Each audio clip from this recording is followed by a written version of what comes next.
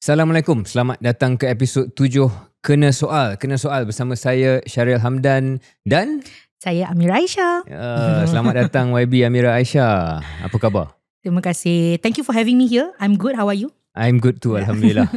So YB, Adun Puteri Wangsa dari Johor dan kali ni mengganti KJ. Wow. Dan juga mengganti Zaidil. Very big shoes to fill, both literally dan juga.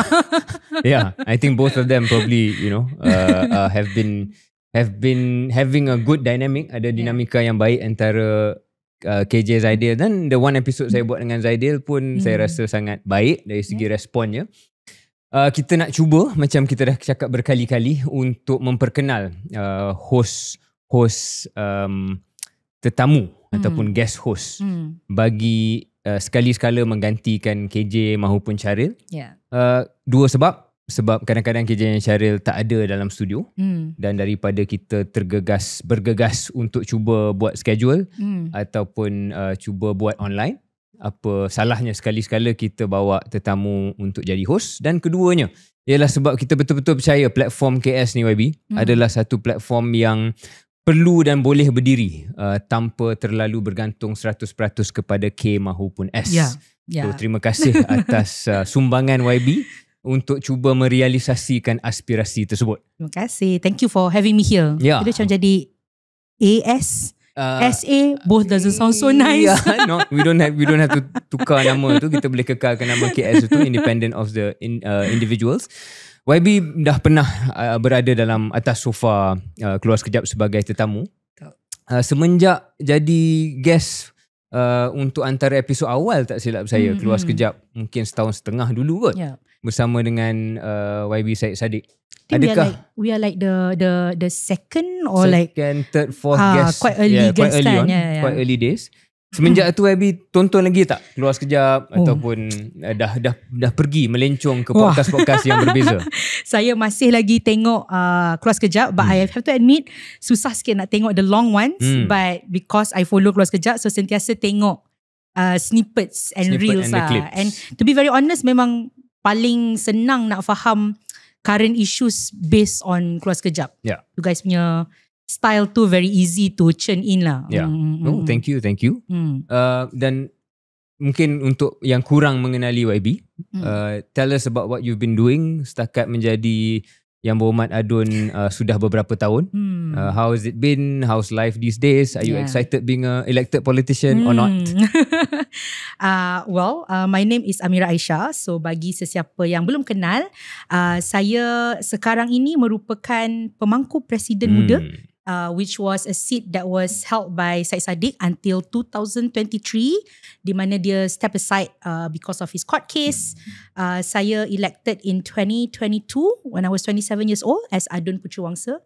I co-founded Muda, and I think one of the things that I am sangat excited sekarang ni adalah pertama, saya ada juga projek lain other than my political full-time work, is that saya ada sebuah NGO that I call Women in Power. Dan ini adalah sebuah NGO yang saya tubuhkan bersama dengan beberapa rakan-rakan lain untuk encourage kita ada lebih ramai perempuan dalam politik. Sebab saya rasa awal masuk politik tu, to be very honest, siapa-siapa saja, if I ask anyone, you masuk politik, you memang berkobar-kobar semangat. You want to make changes. You feel like you can change, especially when you are young kan. You rasa macam banyak benda you boleh buat. And then bila you masuk politik, you sedar yang ada banyak cabaran-cabaran yang mungkin kita di luar politik tak sedar. Dan sebagai orang wanita muda dalam politik, saya sedar yang kita perlu lebih banyak ruang untuk wanita lain masuk dalam politik, dan juga ada ruang yang selamat untuk wanita berada dalam politik, and that's why I found Women in Power. Episod Kena Soal ni macam sedia maklum adalah soalan-soalan daripada penonton. Tapi sebelum kita pergi pada soalan-soalan penonton yang ramai juga tanya tentang Muda, parti yang sekarang ni YB Amira pimpini. Saya nak follow up apa yang YB sebut tadi lah, soal cabaran sebagai seorang wanita dalam dunia politik. Apa sebenarnya bagi mereka yang mungkin cynical bahawa kadang-kala this female card ataupun women card ni digunakan untuk benda yang kononnya tidak ada apa sangat lah. Tapi macam mana YB menepis dakwaan ataupun persepsi sebegitu? Cuba ceritakan apa yang cabaran yang mungkin orang lelaki ni tak sedar women in power ataupun women in politics akan hadapi. Pertama, I mean, politics is very much a gentleman's club lah. Macam daripada dulu sampai sekarang, obviously kita lebih banyak sigar. Oh wow. Kalau ada, saya tak pernah masuk dalam room tu, which is also the problem. Because even in parlimen ataupun undangan negeri, dia ada smoking room kan. And most of the time, parlimen ada lagi smoking room? Tak ada dah kot. Parlimen mungkin dah tak ada, but Dewan Undangan for example in Johor, we still have smoking room. Then obviously, you know, most women tak merokok. If ataupun mereka merokok, they will not go there, you know. And inside those rooms, conversations happen. Sama juga bila, you know, all these gentlemen gather, banyak conversations and decisions are made in these private rooms where women don't have access in. Itu satu hurdle yang sangat besar. Kedua, the existence of sayap wanita menjadikan orang punya imagination of role wanita dalam politik itu is limited. So sejauh mana wanita boleh pergi adalah sayap wanita. So ketua wanita, even YB Azalina, who's, you know, powerhouse lah bila kita cakap pasal politik ni. Paling tinggi pun ketua wanita, dia tak pernah break the vice, dia tak pernah dapat dia run and she couldn't get vice president. Paling tinggi pun Dr. Sri Wan Azizah, and I believe that she deserves that spot, but a lot of people also argued that adalah sebab suami dia dan sebagainya. So susah untuk kita imagine position wanita dalam politik tu melebihi sayap wanita, tu pertama. Kedua, obviously the body shaming, the sexual assault, itu antara benda yang paling benda yang people sebelum ni tak nak bercakap pasal benda tu. It was a taboo topic. Sekarang ni baru wanita-wanita politik yang muda mula nak bercerita apa yang mereka hadapi.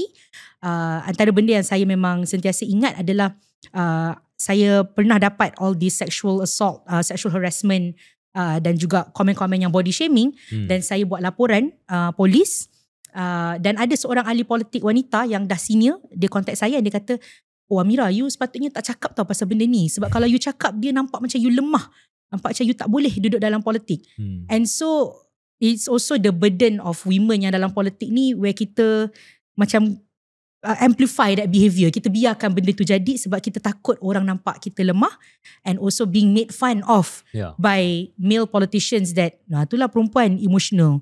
When in fact, I mean, let's look at parlimen lah. Selalunya yang emotional tu lebih banyak lelaki lah daripada perempuan. So you can't argue about that, you know. Tapi at the end of the day, that's what happened. So bila benda-benda itu berlaku, wanita masuk politik ni muda-muda lagi dia dah stop. Because they couldn't handle, and obviously sebagai seorang manusia, it's very difficult to handle all those kind of attacks. Bila you tak ada ruang untuk bercerita, bila you tak ada ruang untuk fight against those attacks, you tak ada allies dalam parti you to fight against the attacks, you retreat. And so even IPU report, di negara-negara yang luar, 60% women stop in their political career because of sexual harassment and sexual assaults. So kita kena ada satu support system yang kuat untuk wanita berada dan stay in politics and climb that political ladder. But you know, obviously when we are talking about women ni, antara benda yang paling utama sekali adalah allies, because we cannot do anything kalau kita tak ada allies. And so I'm just wondering, you've had your journey in politics was longer than mine as well. It's longer than mine. Far less successful. Well, I mean, if you how do you measure success? You know, you're being very kind. But what do you think about the role of women in your political party that you've been in? And what do you think that as men that you can do to help out more women? Tak, tu apa yang YB sebut tadi tu memang benda yang saya pernah reflect dan boleh lihat sendirilah. Kan? So saya nak ambil beberapa poin yang YB bangkitkan. Contohnya soal sayap wanita ni. By the way, Datuk Sri Azalina has only been ketua puteri. Wanita pun dia belum dapat capai, dan mungkin bukan cita-cita dia. Not sure. But itu sebagai contoh lah kan. But I think the point stands, iaitu adakah dengan kewujudan sayap ni, dia sebenarnya pigeonhole lah bahasa Inggerisnya. Maknanya semua yang jadi ahli politik kalau wanita, tempat anda adalah dalam sayap tersebut. Dan benar, menjadi ketua wanita dalam mana-mana parti adalah satu jawatan yang tinggi, tetapi implikasinya, the implied message there is that is your ceiling. Walaupun tidak ada halangan untuk bertanding naik presiden ataupun apa-apa segi jawatan yang tidak berasaskan sayap tersebut, tetapi the power base of sayap wanita itu akan membuatkan dinamika politik, fokus politik. Seorang, bagi mereka yang mungkin kurang faham benda ni, saya boleh ceritakan sebeginilah. Kalau anda seorang wanita yang nak maju dalam sayap wanita, anda akan network anda, rangkaian anda, politik anda, isu yang anda bawa dan sebagainya akan orang kata bukan terhad pada sayap tersebut, tapi akan fokus terhadap sayap tersebut. Dia akan berlega di situ dan kurang insentif untuk mendapat rangkaian, membina rangkaian dan juga sokongan di luar kepompong sayap tersebut. Jadi bila dah selesa ataupun dah terbiasa dengan itu, sukar untuk mendapat contoh sokongan daripada ketua cawangan yang lelaki, majoriti besarnya, apatah lagi ketua bahagian dan sebagainya kalau nak jawatan peringkat nasional. So yes, saya pernah terfikir kenapa tidak dipikirkan satu cara di mana sayap wanita itu boleh dibahaskan, adakah perlu ada phase out satu ketika nanti. Tapi untuk fikir benda tu pun YB, dia soal budaya lah. Budaya dan juga expectation apakah peranan wanita. Dan di sini saya struggle sikit sebab dalam parti yang saya terbabit dahulu, sayap wanita ni dia penuh dengan kita panggil ibu-ibu lah, mak-mak kan, yang betul-betul peranan dia adalah nombor satu. Kalau UMNO ni dia JR, I don't know whether they still exist now or is called something else, maybe not, tapi dia rangkaian yang akan turun ke bawah dan kenal setiap penghuni rumah. In theory lah, in practice some question marks. In theory dia akan kenal semua pengundi lah dalam sesuatu PDM ataupun cawangan di situ. Dan juga mereka lah yang betul-betul akan memenuhi dewan. Dia yang paling committed. Dia punya cita-cita di peringkat akar umbi ni lah. Cita-cita wanita ni biasanya tidak tinggi melayang macam lelaki yang nak jadi YB lah, nak jadi ni lah. So di situ there's a romantic idea of the mother, seorang ibu yang berkorban masa, tenaga, keringat untuk memajukan satu agenda yang biasanya ke depan itu adalah lelaki. Sudah tentu bagi mereka yang fikir mendalam sikit, there are some problematics there in terms of gender roles. Dan juga sama ada benda tu adil atau sebenarnya mengekang kemajuan wanita. Tetapi dari segi individu tu tersebut, and when I see it, these are very sincere women who really genuinely dalam peranan tersebut they give it their all. And like I said, the metaphor of the mother, metafora ibu itu, walaupun benda tu traditional, konservatif, but there's real value dah. Dan dalam contoh ataupun dalam kes budaya Melayu, that's not something that is a negative. So I struggle a bit about, dalam satu sudut, the progressive idea, on the other hand the real value of tradition, which is maybe founded on something that's slightly complicated but still has genuine resonance even for me. Cuma tu macam nak cabar idea tu kan. Kenapa idea seorang ibu sebagai somebody nurturing, somebody compassionate cuma boleh terhad di peringkat grassroots saja? Kenapa that nurturing, compassionate image tak boleh diletakkan di peringkat tertinggi? Sebagai contohnya kita lihat Jacinda Ardern, New Zealand, right? Dia somebody yang very nurturing, very compassionate, but she's there. Obviously people akan argue dia quit dan sebagainya, tapi there's strength in stepping back when you know your time is up. I think itu antara masalah paling besar kita bila orang-orang yang sebenarnya dah masa untuk dia berhenti, dia masih lagi tak nak berhenti. Itu pertama. Ada kita satu kan, nanti kita start naming names pula. Terlalu banyak dalam Malaysia ni, takut tak habis satu episod. Itu pertama. Kedua adalah that romantic idea. Adakah itu idea yang datang dari wanita itu sendiri ataupun idea yang telah diimpose kepada wanita for generations? Idea yang maknanya untuk wanita jadi this image of mother tu, you duduk rumah itu adalah yang terbaik untuk you dan sebagainya. Itu adalah satu benda yang kita dah indoctrinated. So wanita sendiri memang ada imposter syndrome. Saya tak boleh nafikan, saya sendiri ada imposter syndrome, and saya kena lawan imposter syndrome tu every day sebab kita tahu bahawa daripada sekolah I think I'm a bit lucky sebab saya sekolah semua perempuan. So saya tak pernah ada this feeling yang wanita is inferior kan. Tetapi masa kita sekolah dulu, kalau kat sekolah yang ada dua-dua orang, wanita dan lelaki, perempuan ni susah nak jadi ketua pengawas ke ketua kelas ke. Pertama adalah lelaki. Perempuan timbalan boleh. Itu dah didoktrinkan kita daripada kecil.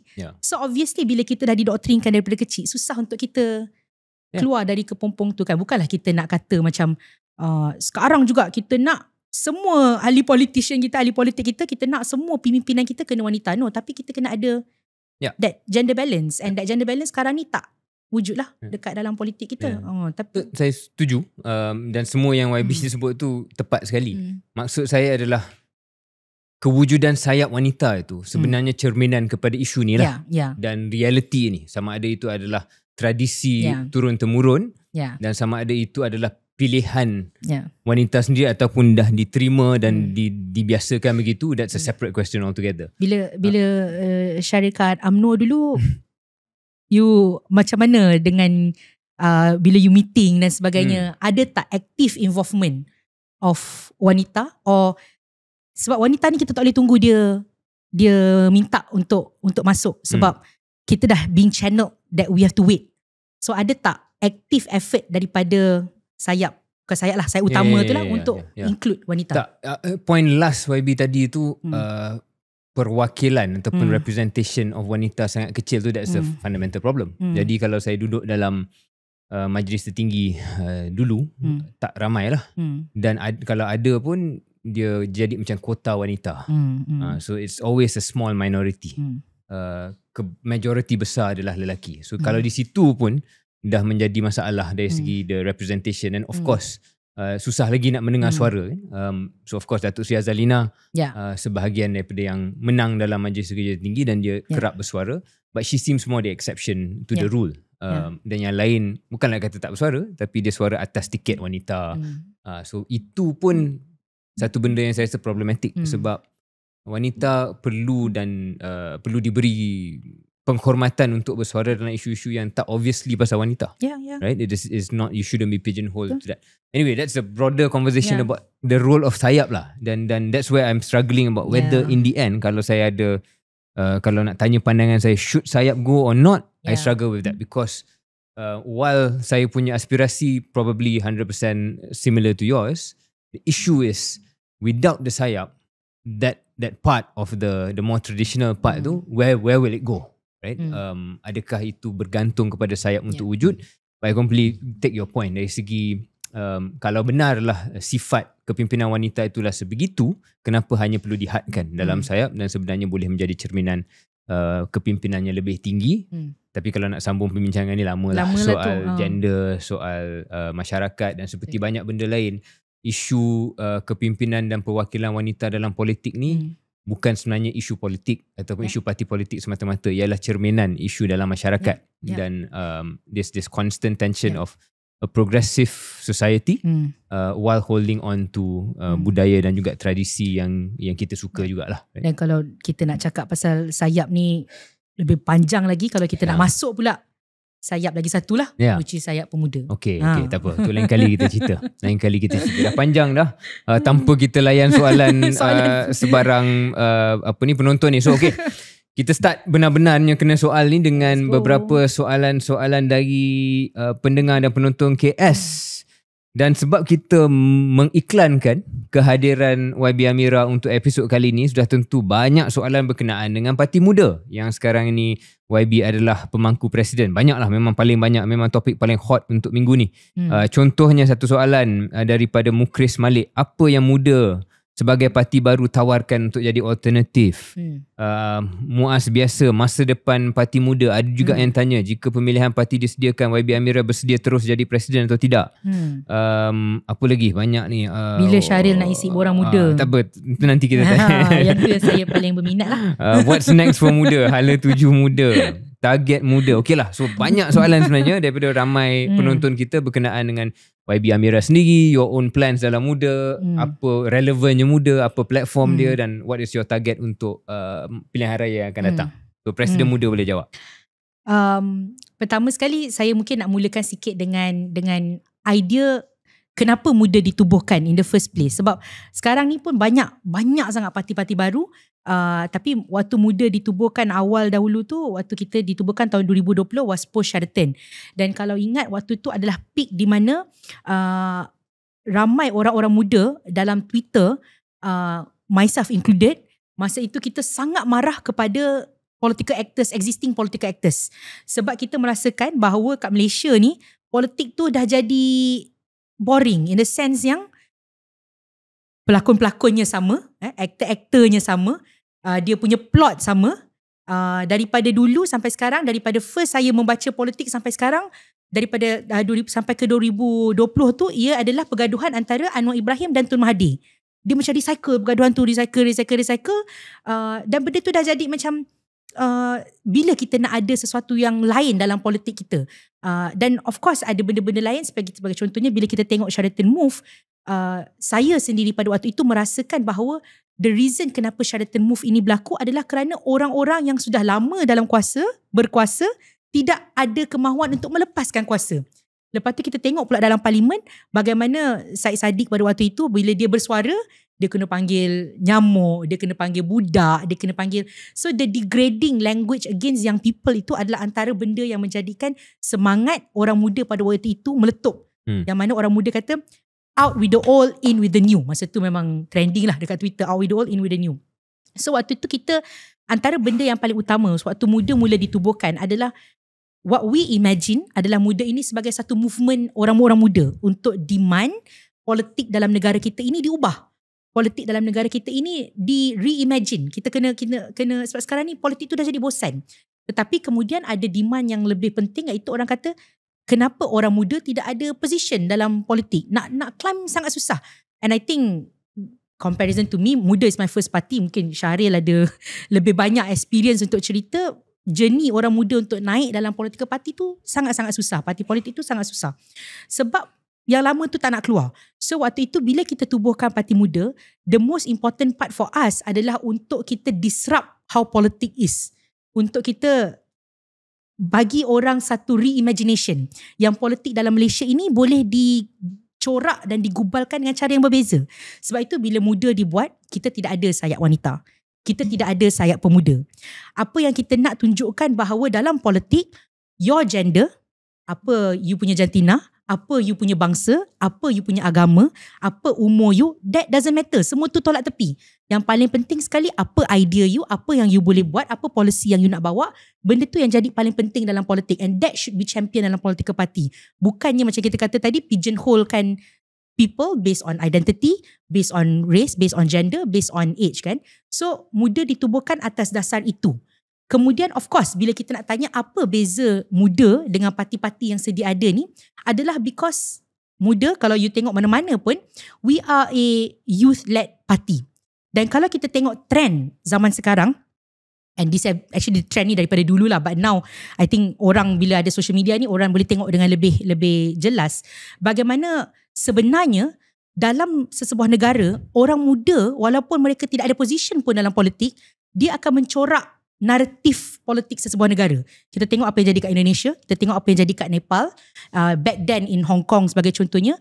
Now we call this as a Gen Z revolution, apa yang berlaku sekarang ni. Bagaimana orang-orang muda dekat negara-negara ni, dia corak how politik looks like. So itu adalah antara benda yang paling penting yang kita perlukan dalam politik Malaysia, which is kita perlukan suara orang muda dan role orang muda di peringkat tertinggi dalam sesebuah industri, terutama sekali dalam industri yang govern the country, which is Malaysia, right? So kita tawarkan this kind of new reimagining dalam politik dalam negara kita.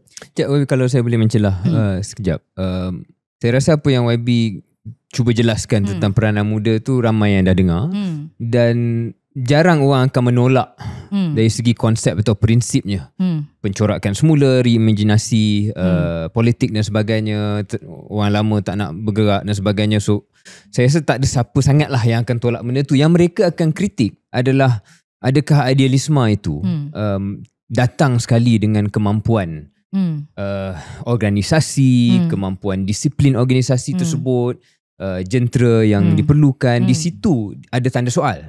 Dan saya rasa kalau saya tengok daripada luar lah kan, cynical orang terhadap muda sekarang ni, dia berkenaan dengan isu kedua tu lah. It's not the idealism, tapi adakah idealism itu datang dengan what you need on the operational side? And adakah kritikan tu YB rasa adil? Fair. Saya rasa bila kita bercerita tentang politik ni, semua kritikan tu adalah adil lah. Dan how do we look at the kritik? Adakah kita melihat kritik tu sebagai benda yang menjatuhkan, atau how do we want to move forward from the kritik? So basically untuk kita membina sesebuah parti politik ni, dia bukannya benda yang boleh jadi secara sekelip mata lah. Rome wasn't built in a day, right?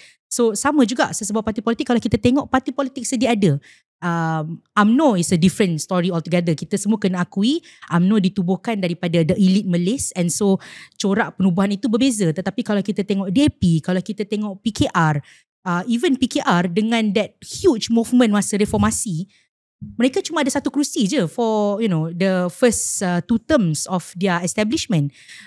Benda itu bukan satu benda yang sekelip mata kita boleh capai.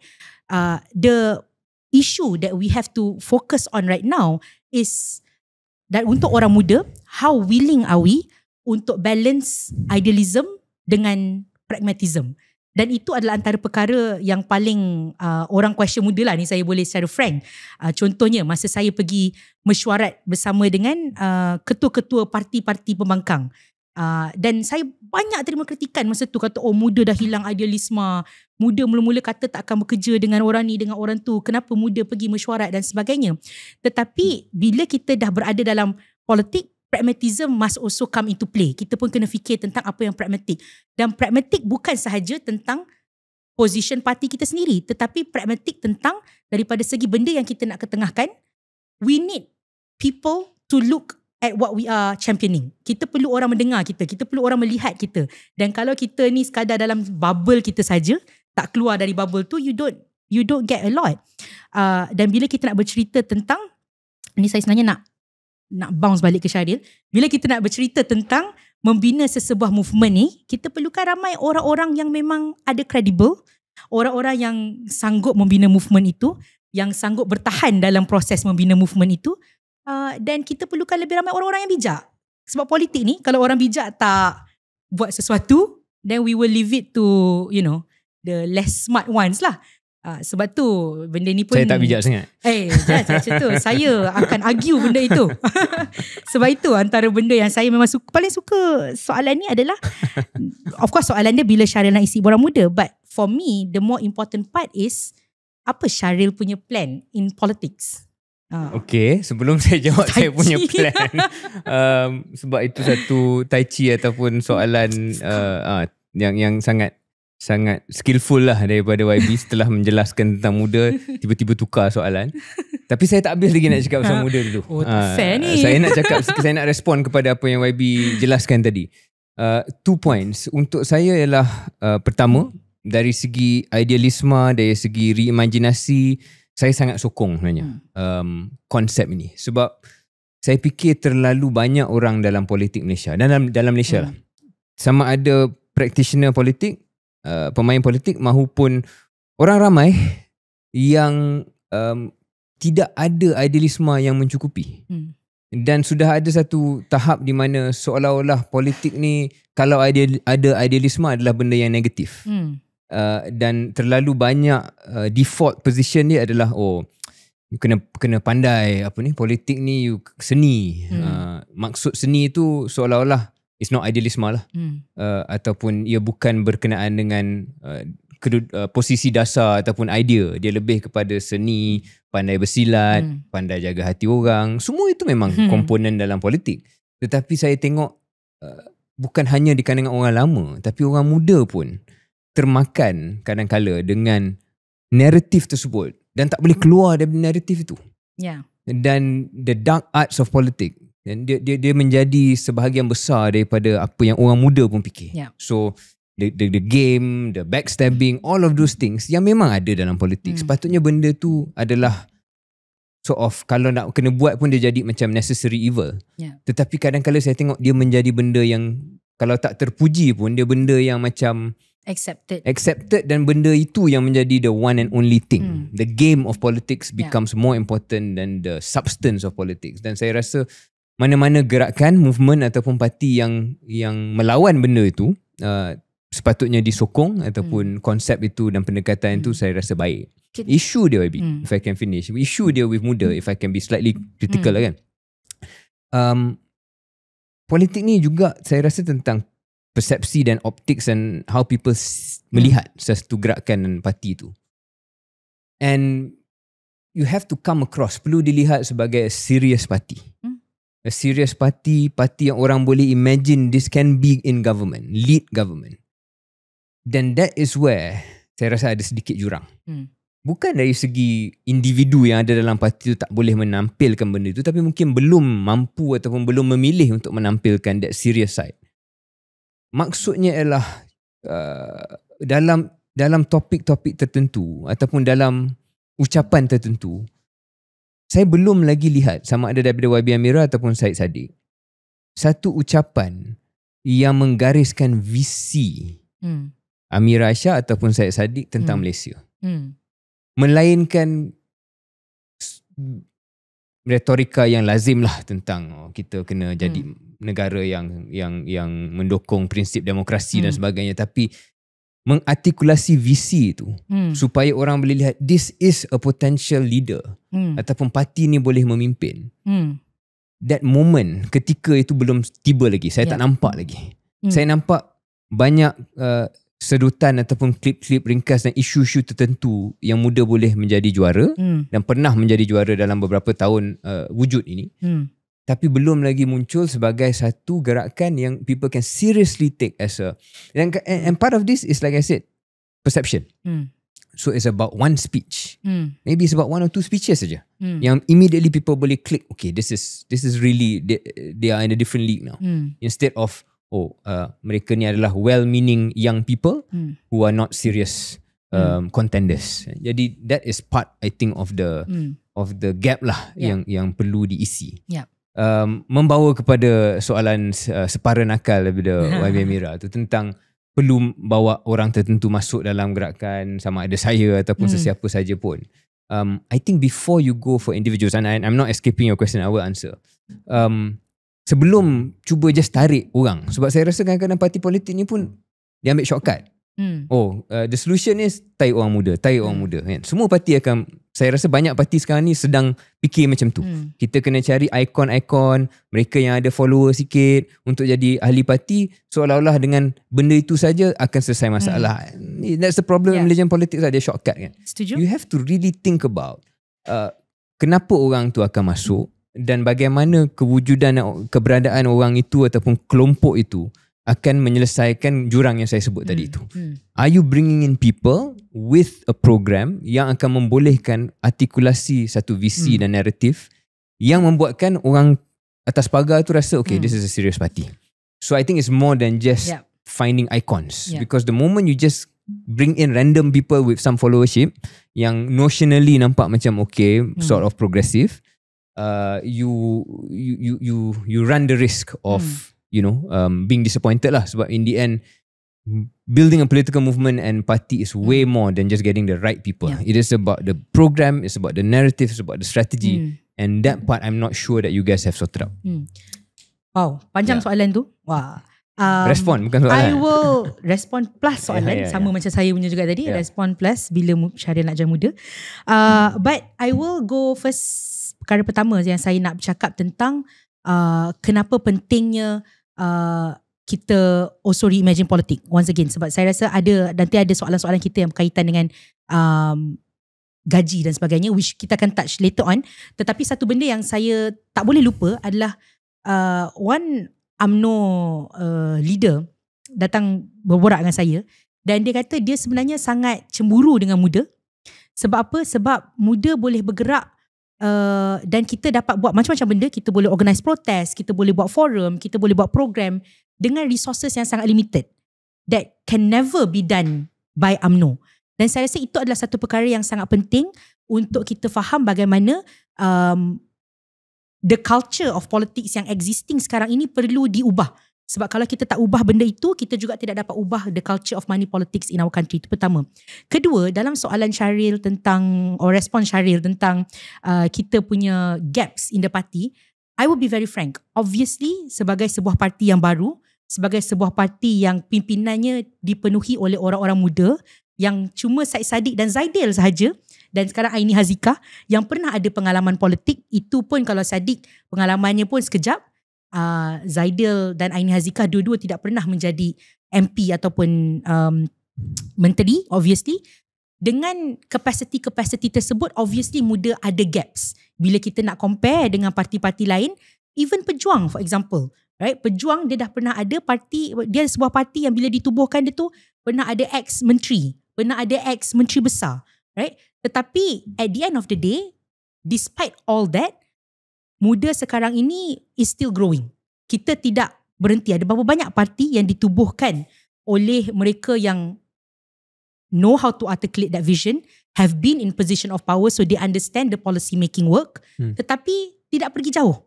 Sebagai contohnya, Datuk Seri Zahid Ibrahim pernah menubuhkan parti. Dia sendiri bagi tahu saya, dia tak faham kenapa muda masih boleh exist sekarang. Parti dia sekejap saja sudah terpaksa ditutup dan sebagainya. Muda is still growing. We have gaps to fill up. Dan saya setuju, kadang-kadang in terms of articulation kita punya the things that we want for Malaysia, kita dalam cluster of isu tersebut, isu yang sedang berlaku sekarang. Bila kita bercerita tentang teks, kita articulate tentang teks saja. Contohnya, berapa banyak kali memang kita sudah bercerita tentang kita perlukan, kita have to look at our taxation system semula sebagai contohnya. Bila kita bercerita tentang targeted subsidy, there's an issue of how we want to articulate it.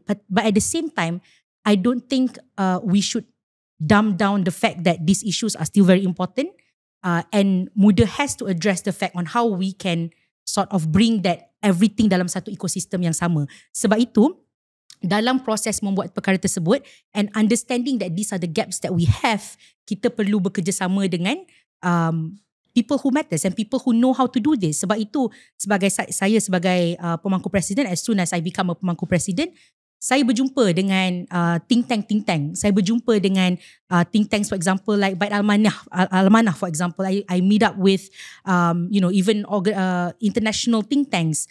Met up with World Bank, met up with UNESCO, met up with UNHCR. We even have trainings untuk kita punya pimpinan, macam mana untuk mereka bercakap di hadapan, macam mana mereka ingin articulate issues, because we understand that as young people we have gaps to address and we have room to grow. Itu antara benda yang paling utama sekali. I also agree with you yang kita tak boleh ambil shortcut. Tak bolehlah kita just macam orang ni dah hebat, kita tarik. Sebab itu I am never in the business of poaching people out of their political party. I've never done that. I never had the intention to do it, and I don't think muda is in the business of doing that. What kita tengah fokus sekarang ini adalah strengthening kita punya own talent pipeline. Sebab tu kita ada program sebagai contohnya program Troka yang kita nak strengthen the young people dalam muda sendiri. Kita memang ada sekolah muda where kita tengah strengthen kita punya own talent. But at the same time, kita tak boleh terlalu, orang kata, territorial. Kita nak orang kita ni saja dan kita tak peduli langsung tentang talent dari luar. And so those things have to come hand in hand for me, especially when we know there are things that we are lacking dan orang itu boleh datang and add on value. Yeah. I think the problem untuk parti yang baru adalah kalau kita tidak mahu admit that we need an additional value to our party, then it will be very difficult for the party to grow. I think that's also one of the big problem kenapa parti yang baru dibuat oleh pimpinan-pimpinan yang terlalu tinggi, yang dah terlalu senior, sukar untuk mereka grow sebab mereka rasa I know this business, I know how to do this, I don't need an extra input. And that's not the way we run the party lah. No, saya sangat sebagai Malaysian, saya memang, rakyat Malaysia saya memang menyokong dan saya harap muda akan berjaya lah. Sebab apa pun pilihan partisan seseorang individu, saya rasa apa yang muda bawa itu sangat segar. Everything that you said, and saya dah express, saya setuju. Soal the reimagination. So everybody else is playing the same game, you are trying to play a different game. And saya rasa kalau kepimpinan muda mengiktiraf jurang tersebut, and you can feel that, PRU yang akan datang ni dan mungkin yang akan datang, sebenarnya peluang untuk satu sayap ketiga ataupun gerakan ketiga tu memang wujud. Atas kertas memang wujud. Kalau tolak tepi masalah ataupun cabaran first past the post lah, sebab kita punya sistem bukan proportional representation. Kita punya sistem adalah siapa yang dapat undi paling banyak dalam satu pilihan raya itu akan menang. So kalau you dapat 35% ataupun 40% daripada satu kawasan tu pun tak akan dapat kerusi tersebut kan, walaupun you get a lot of votes across the country. But we put that electoral system aside, saya rasa dari segi tengok trend dunia, parti-parti yang lama ni, parti-parti yang established ni tak boleh ambil mudah bahawa apa yang berlaku di negara-negara lain tidak akan datang di sini. Kalau kita lihat sama ada di Barat, sama ada di Perancis dahulu, sama ada United Kingdom sekarang, walaupun parti ketiga dia sekarang ni adalah parti yang ekstrim lah dari segi reform. Namanya parti reform tapi sangat sayap kanan. Dan banyak lagi contoh lain yang di Asia pun ada. In Thailand, you could argue pilihan raya lepas menunjukkan bahawa memang ramai pengundi di seluruh dunia ni dah sedikit letih. Dan trend tersebut wujud saya rasa di Malaysia. Tapi persoalannya adalah bagaimana muda nak pass that threshold lah of being credible and serious. And jurang macam kita sebut tadi, and also your communication dan juga bagaimana mengartikulasikan policy. And the last thing I would say, kalau cadangan saya ialah you got to really crack this issue. Dan this is where pembangkang pun so far hasn't been able to crack it. How to get media attention. Dan you know, contoh kita akan bincang later about this soal jemputan Presiden Trump ke ASEAN, ke sidang ASEAN ke Malaysia kan.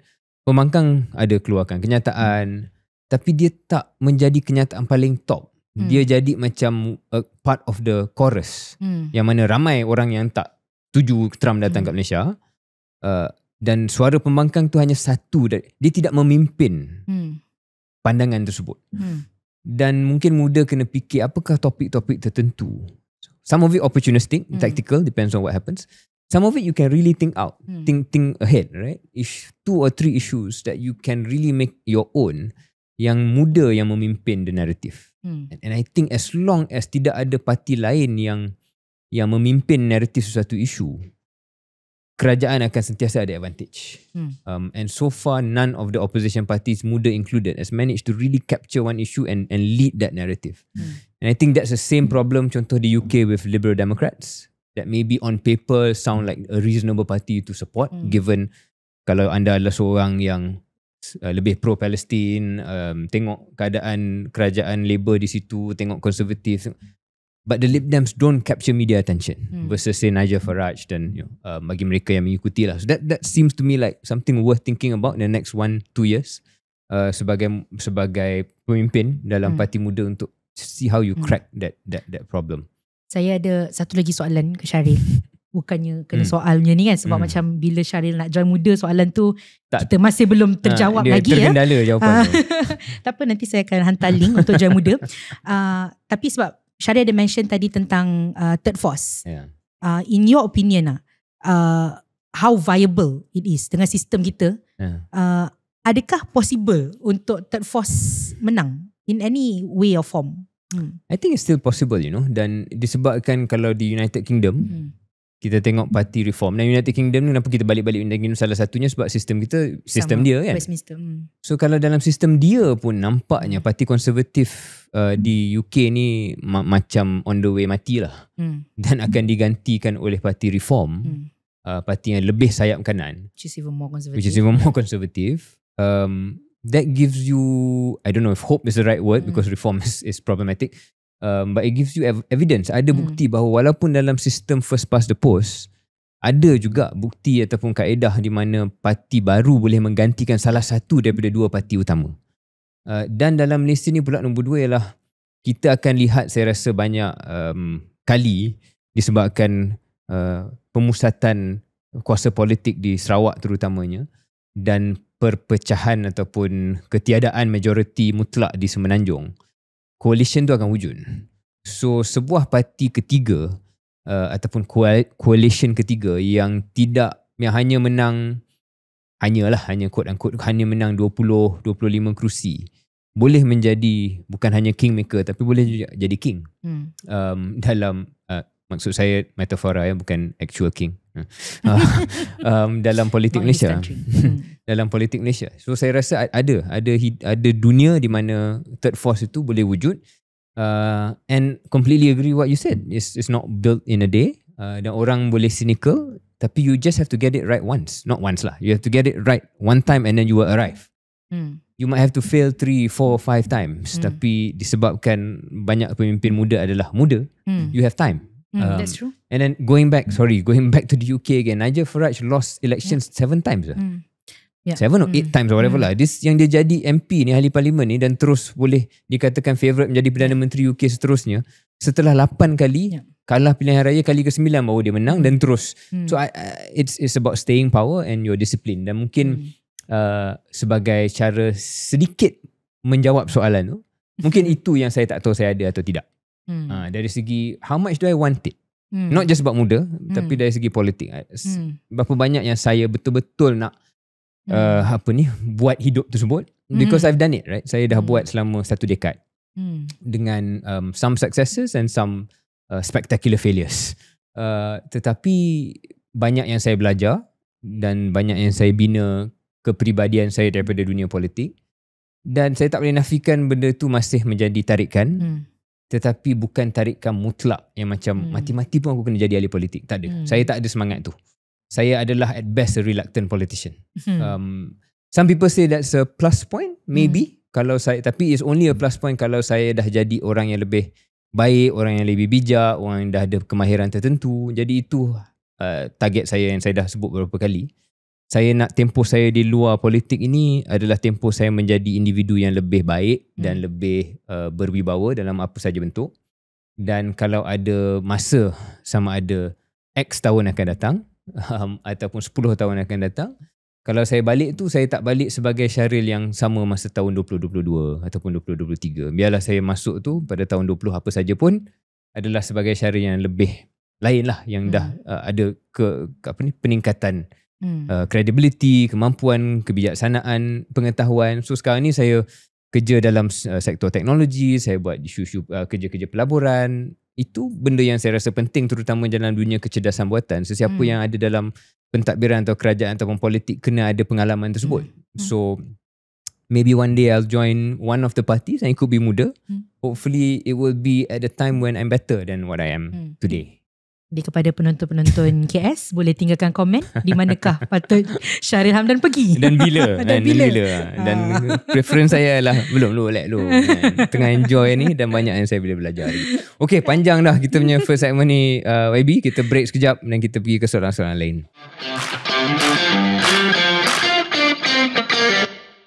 Selamat kembali, episod 7 Kena Soal bersama Syaril Hamdan dan YB Amira Aisyah, Presiden Muda, dan juga Adun Putri Wangsa. So, second topic YB. Daripada, ada 2 soalan lah yang saya nampak kat sini. Satu daripada Salam 888, satu daripada Free Malaysian 57. Dia berkenaan dengan dakwaan 263 cyber trooper pro kerajaan. Apakah pandangan KS tentang dakwaan? Digunakan untuk mencipta ilusi sokongan majoriti terhadap PM. Adakah kita berpendapat bahawa PMX atau individu di sekeliling PMX telah secara langsung atau tak langsung mengupah cyber trooper bagi membentuk pandangan awam di media sosial? Jadi saya rasa ramai yang dah baca berita ni, tapi secara ringkas, pada 30 September Malaysia kini menerbitkan satu laporan penyiasatan yang mendedahkan wujudnya rangkaian besar akaun media sosial, allegedly dia allegedly wujud rangkaian ini yang bertindak secara koordinasi untuk menyokong naratif PMX dan juga kerajaan madani. Barangkali dalam laporan tersebut, Malaysia kini dia menganalisa ratusan akaun Facebook yang menunjukkan corak tingkah laku yang disebut tidak organik. Apa corak tingkah laku tu? Pertama, posting serentak dalam tempoh masa yang sangat rapat. Kedua adalah penggunaan frasa dan ayat yang hampir sama secara berulang. Ketiga adalah aktiviti memberi like atau klik like dan komen yang disasarkan kepada kandungan pro kerajaan. Hasil siasatan mendapati 263 ke atas akaun disyaki merupakan sebahagian daripada satu rangkaian cyber trooper untuk mewujudkanlah macam disebut tadi ilusi sokongan dan sebagainya. Salah satu benda yang saya nampak, ada orang komen kata dia punya tempoh tu, kalau betul lah posting serentak, penggunaan frasa dan sebagainya, banyak berlaku pada office hours. So saya baca ada orang kata dia berlaku pada hari kerja dan office hours, lepas tu weekend dia slow. Work life balance lah. So dia sekali lagi mewujudkan satu tanggapan ataupun satu data yang walaupun tidak mutlak menggambarkan kebarangkalian wujud satu gerakan ataupun tim cyber trooper ini. Benda ni to be fair telah dinafikan oleh Meta. Meta mengeluarkan kenyataan bahawa siasatan dalapan mereka tidak menemui bukti bahawa halaman rasmi PMX terlibat dalam apa yang dipanggil oleh Facebook Meta Coordinated Inauthentic Behaviour, CIB, which is one of the things that they don't allow to happen.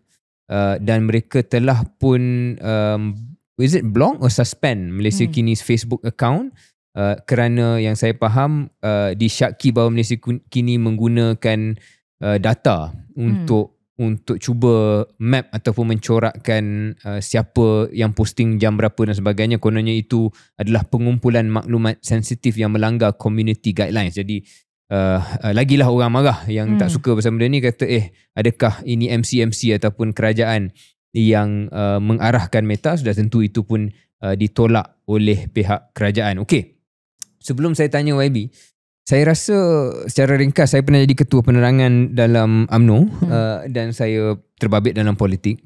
Saya rasa bukan menjadi kejutan kepada sesiapa bahawa memang akan ada setiap parti politik, setiap gerakan politik, kadang-kadang setiap individu politik yang ada following dan sedang bertanding sesuatu, akan ada tim cyber trooper dia. Akan ada tim yang akan menyokong. Dan ini kadang-kadang benda yang simple.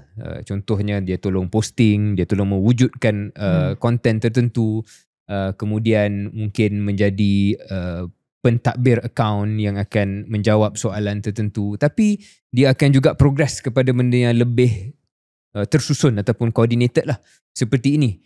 Contohnya bukan hanya memuji satu posting ataupun like satu posting, tetapi juga menjawab respon kepada sebarang kritikan mereka yang mungkin juga cyber trooper lawan ataupun just genuine people, dan dia akan cuba lawan naratif yang critical terhadap bos dia ataupun tim yang dia gerak. Saya sendiri pernah macam tu. Saya akan ada kawan-kawan yang walaupun bukan tim media sosial yang saya pernah bayar, dan mungkin sebab itu yang berbeza di sini, tapi orang yang saya anggap penyokong saya akan haraplah mereka akan aktif dalam mewujudkan satu keadaan di mana akaun Facebook saya banyak likes, banyak komen positif. So that I did before without having a team of paid cyber troopers. But I guess there is a movement of sorts. Sebagai seorang ketua penerangan pula untuk pilihan raya, memang ada askar untuk pergi masuk ke platform-platform media sosial dan posting dan juga respon sama. Yang itu lebih coordinated. Yang itu ada budget dia, ada team dia, ada structure dia, and I think most parties would have that. Jadi itu yang saya nampak dalam hal ini, dan ia tidak bermaksud bahawa berita macam ni adalah benda yang boleh ditepis, sebab bila orang dedahkan seperti ini, orang akan gelak lah, ataupun orang akan katakan ini adalah gerakan tersusun, sedangkan naratif ataupun mood orang negatif, tetapi tim ini mewujudkan seolah-olah positif. Dan kalau 263 tu kira ramai lah. So YB, adakah YB setuju ini adalah benda dalam satu sudut benda yang lazim, yang semua orang ada? Dan kalau ya, apakah implikasi kepada dakwaan ini? Is this an issue yang tak baik ataupun benda yang kita terima sebagai just part of the game? Kita akan tengok. Saya akan cuba bagi layer by layer lah benda ni. Pertama, adakah kewujudan cyber trooper untuk menyokong parti-parti politik itu satu benda yang perlu ada? Antara benda paling utama dalam bila kita berpolitik ataupun bila seseorang membina public profile adalah shaping the narrative around media, especially social media lah. So saya faham bahawa kebanyakan ataupun hampir semua parti-parti besar yang mempunyai resource mereka, memang mereka akan ada team yang untuk bantu shape naratif. Tetapi saya rasa persoalannya adalah what kind of narrative yang kita cuba keluarkan. Sebab ada beza apabila kita membuat sebuah kumpulan cyber trooper ke ataupun sebuah kumpulan pempengaruh ke, whatever you wanted to call it, untuk kita menyebarkan agenda-agenda positif yang parti itu ingin buat.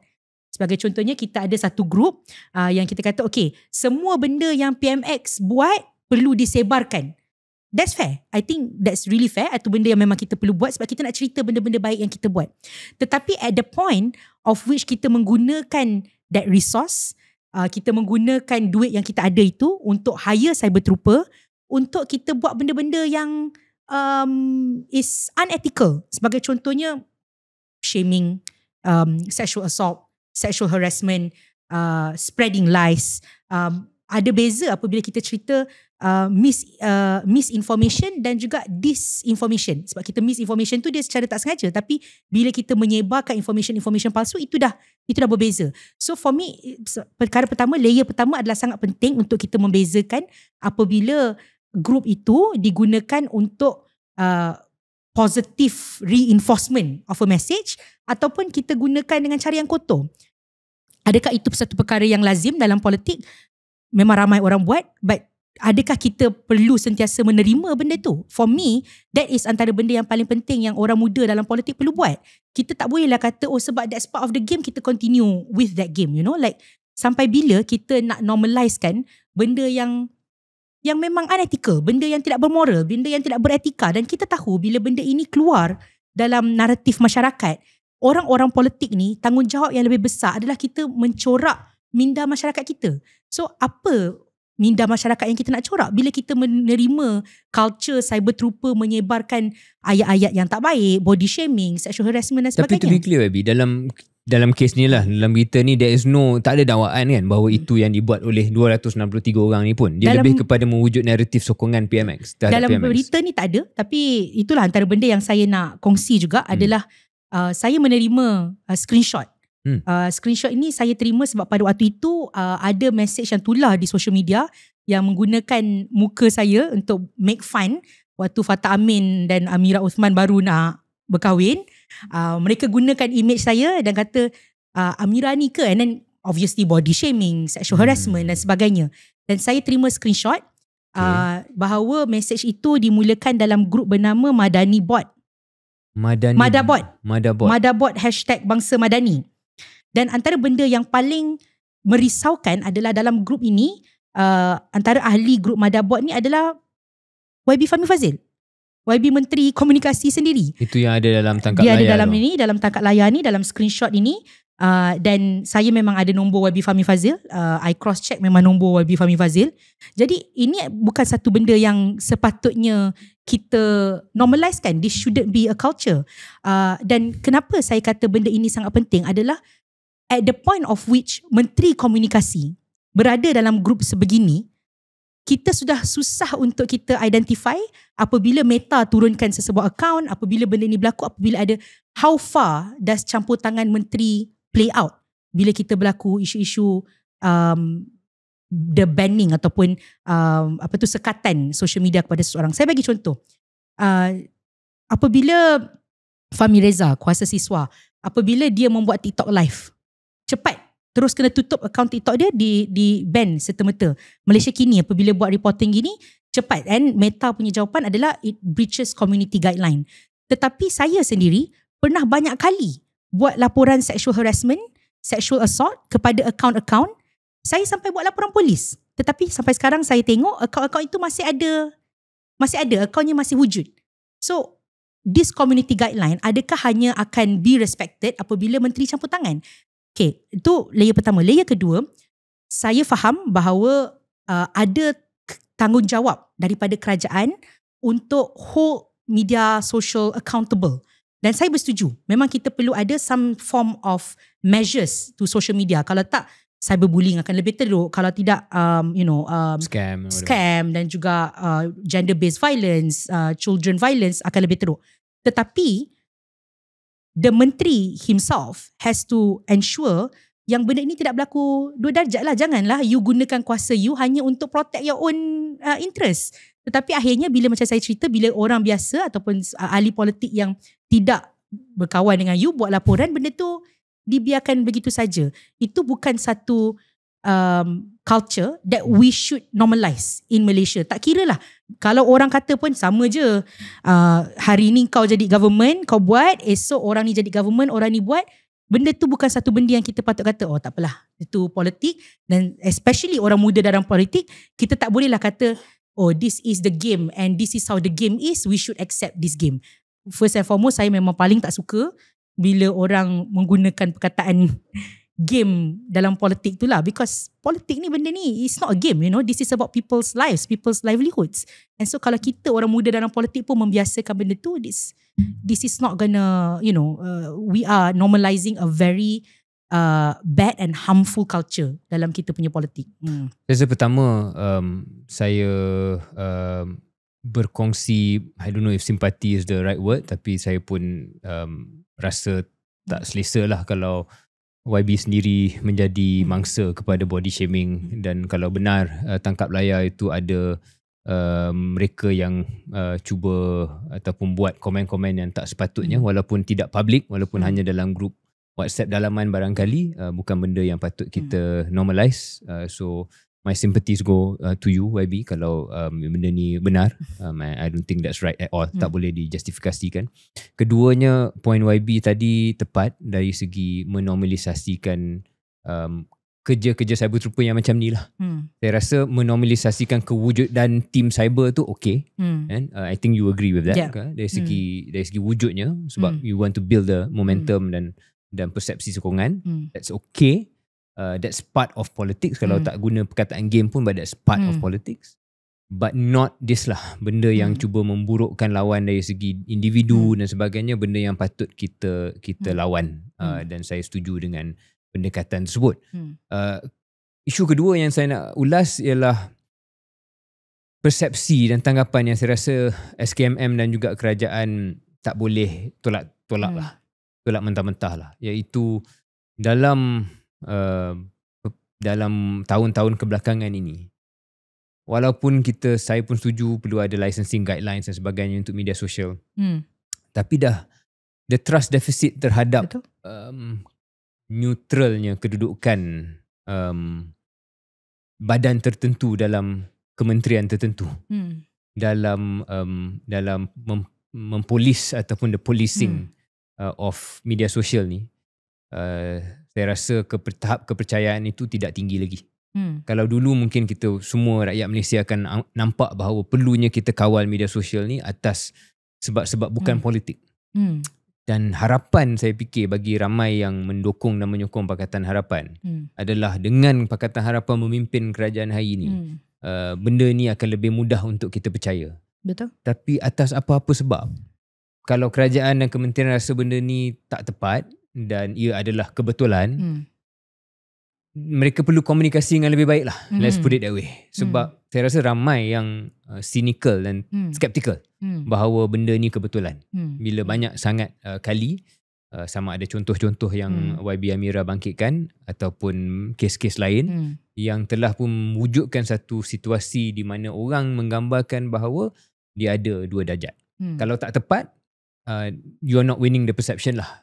That's what I can say with government, because memang a lot of people assume now benda ni ada unsur politik kepartian yang bukan menjadi benda yang sepatutnya wujud ataupun menjadi asas kepada kenapa kita terima apabila kerajaan nak kawal ataupun nak ada pengaruh kepada media sosial. Saya ada satu soalan juga nak tanya pada Syaril, because yalah, muda ni kita belum pernah ada opportunity yang besar untuk berada dalam kerajaan.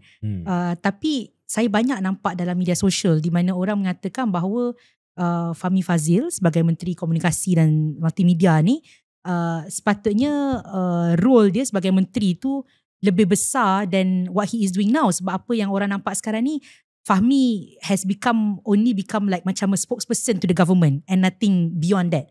So bila Syaril berada dalam posisi Ketua Penerangan UMNO tu, you understand the concept tu lah. Adakah memang automatically Menteri Komunikasi dan Multimedia tu dia akan menjadi the first line of propaganda defense for the government? So saya tak menjadi tukang komunikasi kerajaan. Saya tak pernah jadi Menteri Komunikasi ataupun Jabatan Penerangan ke apa, tak ada. saya dalam parti politik kan. Tapi I guess similar, the question still holds. Adakah expectation dia adalah seseorang yang memegang jawatan komunikasi itu dia yang perlu menjadi propaganda? Yes, itu assumption dia, dan itu yang diminta oleh, dalam pengalaman saya, diminta oleh kepimpinan parti saya adalah tim penerangan ni dan komunikasi kena buat kerja-kerja tersebut. Dan saya rasa dengan pengalaman saya, kalau saya reflect kembali, memang ada time tertentu yang saya kena buat garisan saya sendirilah, sempadan saya sendirilah, di mana yang saya selesa dan mana yang saya tak selesa. So banyak benda yang sensasi yang saya tak buat, yang mungkin menyebabkan saya punya populariti dalam parti pada ketika itu pun ada persoalan. Sebab ada nama-nama lain yang buat kerja tersebut. I think now I can just name them lah. Isham Jalil, Luqman Adam. Isham Jalil now out of UMNO. Tapi ada satu ketika his people wanted the job of Ketua Penerangan. Dah ada satu gerakan besar dalam WhatsApp group UMNO ni, gantikan Syarif Hamdan dengan Isham Jalil. Sebab time tu Isham Jalil sangat-sangat pro kepada, still lah sekarang, sangat pro pada Datuk Najib. Dan dia banyak habis balon Parti Bersatu, balon PAS, sebab time tu UMNO tengah on the way nak pecah dengan ni kan. Dan saya, itu bukan keputusan parti, so saya tak bermain dalam liga tersebut ataupun tak bermain dengan naratif tersebut. Ini time UMNO ni boleh kata pecah dua lah. Kononnya ada kluster Putrajaya dan kluster PWTC. Macam kawan saya dalam podcast KS ni, ada seorang, dia adalah seorang menteri dalam kabinet waktu tu. So dia orang anggap, oh Syarif tak buat ni sebab dia baik dengan KJ, dia tak nak bantai menteri. Tapi ini menteri UMNO, so takkan kita nak bantai menteri UMNO. So benda-benda macam tu, yang mana saya jawab ni kerana mungkin kalau nak simpati kepada Fahmi Fadzil, kalau nak simpati lah, ialah memang ada expectation tu. Saya nampak untuk anda yang paling I guess one word is the tip of the spear. You have to be the most sensational, the most paling ke depan lah. Dan nak menjadi seorang yang sedikit sentris ataupun ada balance dan sebagainya, tidak sangat mungkin relevan dalam politik moden sekarang, contemporary sekarang. Because sama ada betul atau tidak, dan maybe tak betul, tapi sama ada betul atau tidak, komunikasi politik sekarang ni perlu cepat, perlu ringkas, perlu absolute, perlu mutlak. Tak banyak ruang untuk nuansa. Bila kita cuba mengkomunikasikan sesuatu dengan nuansa itu, kita akan hilang sebab dia tak akan jadi viral. Yang viral adalah orang yang bantai orang, yang so saya rasa ada sedikit expectation tersebut lah. So anyway, again, saya my sympathies go out to you, and saya rasa kalau benar benda itu berlaku, perlu dihentikan. Tak patut sebarang gender based body shaming of any sort happen. Dan even beyond gender, kalau saya bercuba ni kena wujud bukannya untuk terlalu banyak benda negatif lah, untuk attack ataupun serang kepribadian orang. Okay, itu topik berkenaan dengan cyber trooper ni. So kita anggap kita dah ulas dari segi kewujudan tu. Kalau wujud, bagi saya tak ada masalah wujud benda itu. Mungkin satu benda kita tak ulas sangat ialah penafian tu lah. So saya tak tahulah sama ada penafian itu perlu, mungkin mereka dah segan, tak boleh nak admit, tak boleh nak mengaku.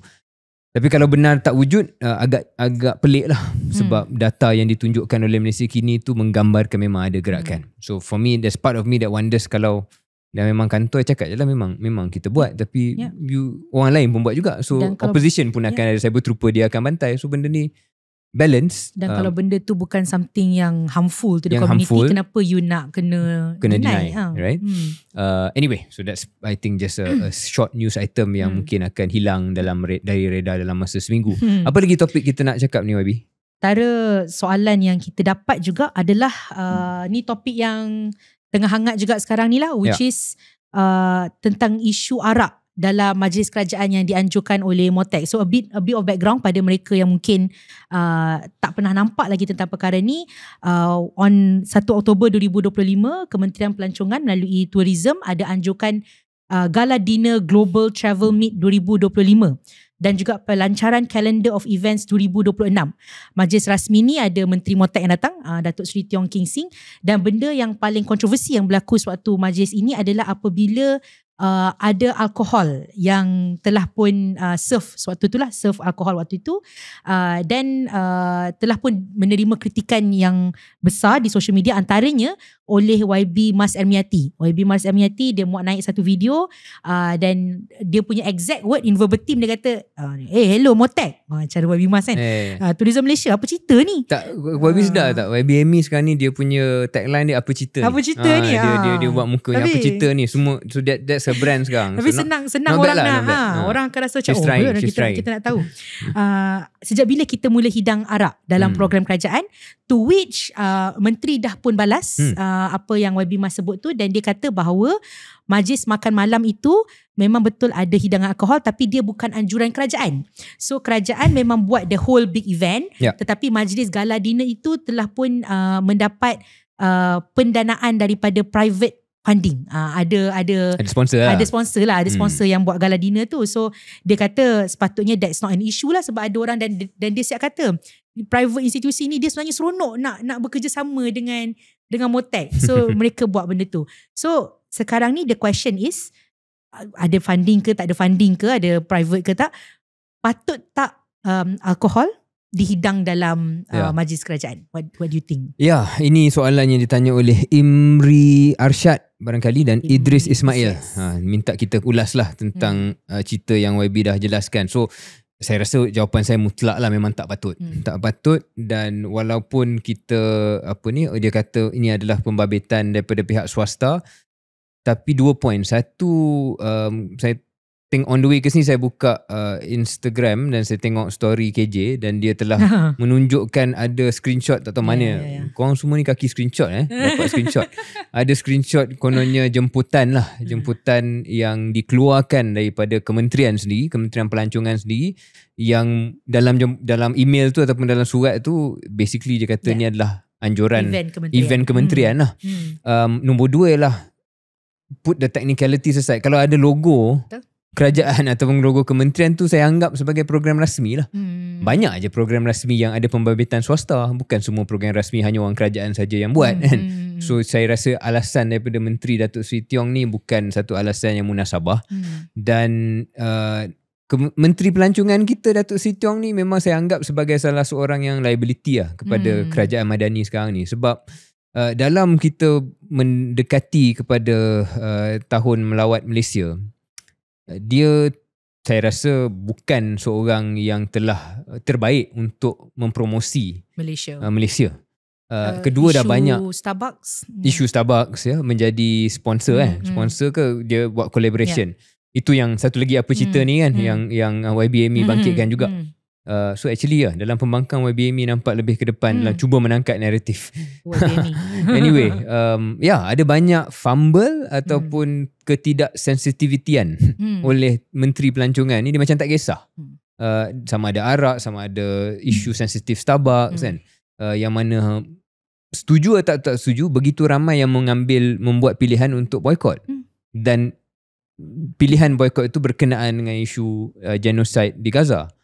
So patutnya it should click lah. You shouldn't do this. Dan sudah tentu syarikat seperti Starbucks yang menjadi mereka yang hilang pendapatan disebabkan boykot akan cuba mendapat legitimacy daripada kerajaan, daripada apa saja. Dia akan cuba tangkap je apa saja dahan yang ada.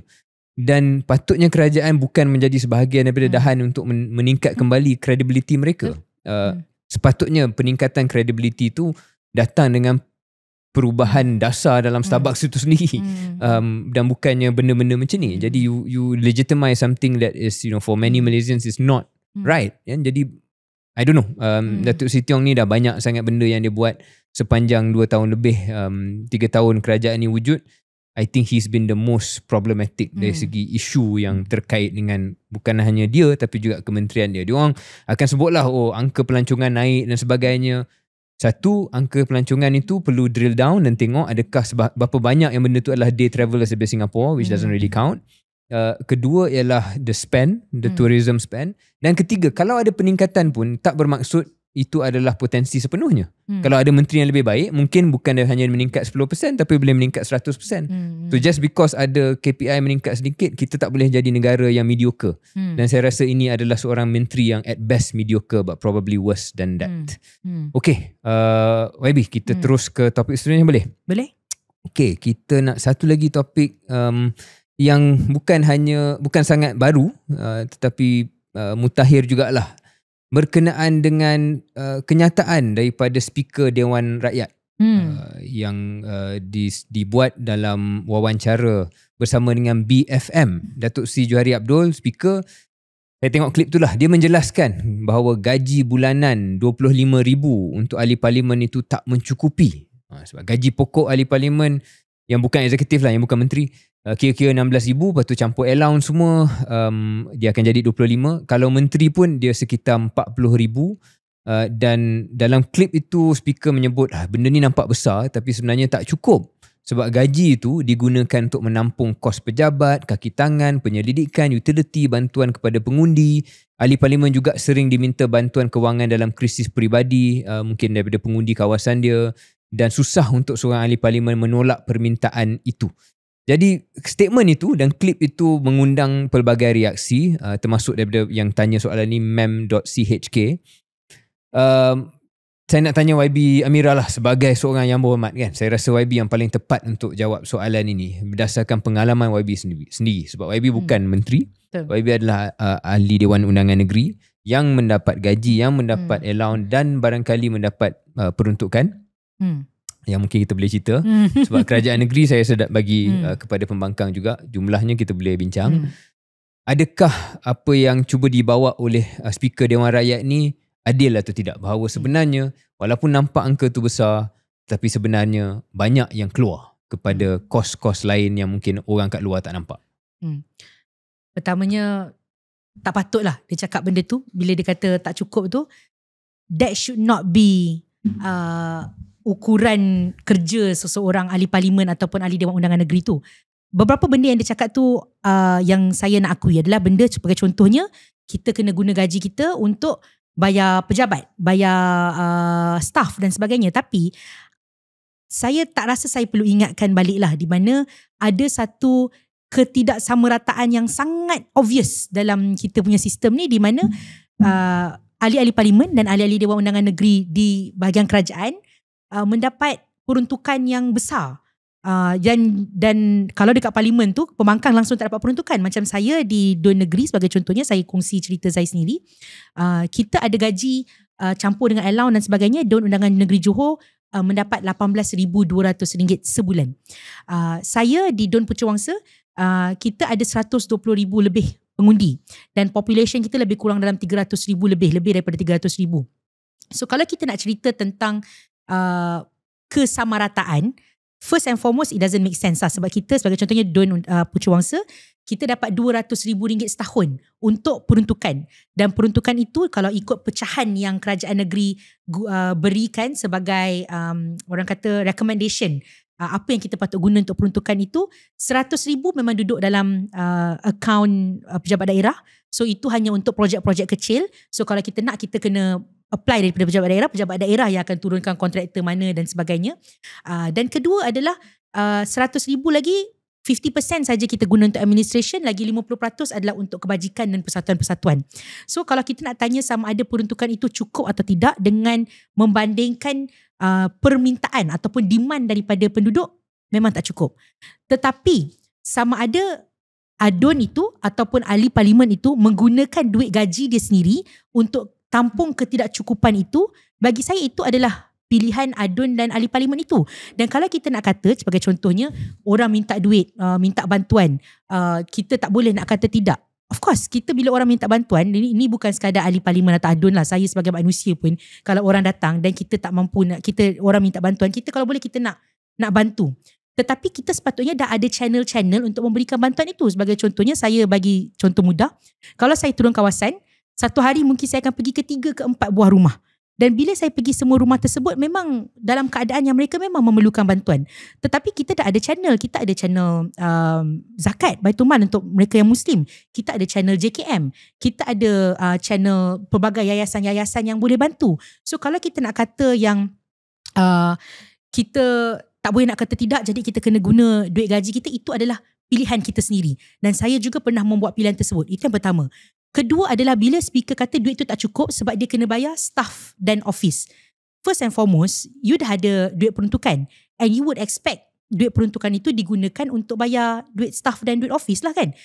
Kedua, kalau kita memerlukan duit itu untuk staff dan office, sepatutnya kita mempunyai sistem to put that in the system supaya benda itu memang, saya bagi contoh, negara sebagai contohnya Australia for example, dia memang setiap ahli parlimen dia memang dah diperuntukkan satu policy research staff yang telah pun dibayar. Jadi itu adalah antara sistem-sistem yang kita boleh gunakan untuk pastikan ahli parlimen ataupun ADUN ini kita mempunyai support daripada segi policy. And let's be frank, itu you punya kerja sebagai ahli parlimen, sebagai ADUN, kerja you adalah drafting policy. So that is the kind of support that you need. Office sebagai contohnya, ini antara benda yang saya memang selalu bangkitkan. Contohnya sebagai seorang ADUN ataupun ahli parlimen, why don't we have a system di mana office tu memang dah wujud. Office Dun Puteri Wangsa tu memang wujud, dan tidak kisahlah siapa menjadi ADUN, that office exist. So kita tidak perlulah menggunakan peruntukan sebagai untuk membayar office ataupun in my case for example gaji kita untuk membayar office dan sebagainya. I think for me first and foremost itu adalah pilihan mereka sendiri, ahli parlimen dan juga ADUN. And satu lagi benda yang saya rasa benda yang kita perlu be very aware of adalah di peringkat Tan Sri Speaker, Datuk Sri Speaker, Datuk Sri Johari, gaji dia melebihi gaji ahli parlimen. Dia ada gaji ahli parlimen, dia ada gaji Speaker Dewan, dan benda ni orang Malaysia, rakyat Malaysia dah tahu dah. So macam mana threshold you untuk menyatakan cukup tu? Kalau kita nak membincangkan tentang threshold cukup dengan kos sara hidup sekarang, dengan perbelanjaan yang perlu dikeluarkan sekarang, dengan demand daripada penduduk dan sebagainya, I mean regular Malaysians all boleh kata gaji mereka tak cukup. But the issue is that in your position sebagai speaker, in your position dalam government, apa yang you buat untuk memastikan support system kepada ahli parlimen itu cukup supaya mereka tidak perlu kacau duit gaji dia untuk kerja-kerja hakiki dia. Sebab at the point of which ahli parlimen kacau gaji untuk kerja-kerja hakiki dia, then that means that the system is not right, and we have to correct that system. Dan itu adalah tanggungjawab dia. Tanggungjawab dia bukan sekadar fikir nak naikkan gaji. Tanggungjawab dia nak fikir macam mana sistem tu nak bagus supaya ahli parlimen tak perlu menggunakan gaji untuk buat benda-benda yang hakiki. Saya rasa poin-poin YB ni dia menjurus kepada satu perbincangan yang lebih meluas yang mungkin kita boleh buat sekejap sekarang ni. Dan banyak komponen perbincangan tu YB dah bangkitkan. Dari segi pertama soal sistem politik kita dan expectation terhadap ahli parlimen dan apakah saluran-saluran yang wujud. Yang kalau kita boleh take a step back, saya rasa isu dia ialah dalam banyak negara membangun, dan saya harap Malaysia ni dah kita boleh anggap kita lebih maju daripada membangun lah, dah dekat tahap demokrasi yang maju dan negara yang maju, dan patut sekurang-kurangnya kita aspirasi ke arah itu. Dalam banyak negara membangun, politik runcit ataupun retail politics memerlukan seorang ahli politik itu bukan hanya menjadi facilitator, penyelaras kepada penyelesaian, tetapi ahli politik tu menjadi penyelesaian. Dan benda ni saya nampak bukan hanya di kalangan YB pun, tetapi dalam kalangan orang yang nak jadi YB pun.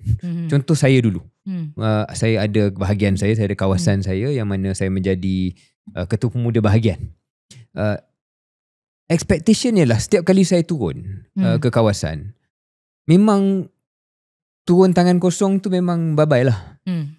Dan mungkin itu yang parti muda nak cuba ubah dan sebagainya, we can talk about that later.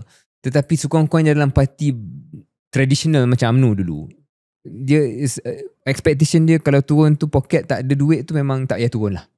Sebab anda sebagai seorang pemimpin kecil di kawasan itu pun akan diharapkan untuk turun ke melawat rumah, ziarah orang yang sakit, kemudian ada isu nak bergaul dengan orang ramai. Kalau bergaul dengan orang, pergi ke warung dan sebagainya, you are expected to pay. Tak ada ahli politik yang akan suruh tong-tong bayar bil makan dan sebagainya. Semua itu makan kos. Kemudian politik runcit ini juga memerlukan, kalau pergi ke satu kawasan, ke satu rumah, kalau bumbungnya bocor, bukannya untuk kita telefon sesiapa, tetapi untuk kita bagi duit supaya bumbung tu boleh repair.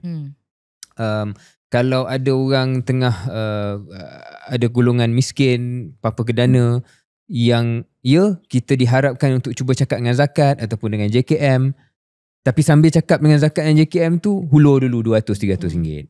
So benda tu expectation. Dan sebagai seorang yang bukan YB pun, yang tak ada gaji YB, itu sebabnya menjurus pada perbincangan yang lebih luas.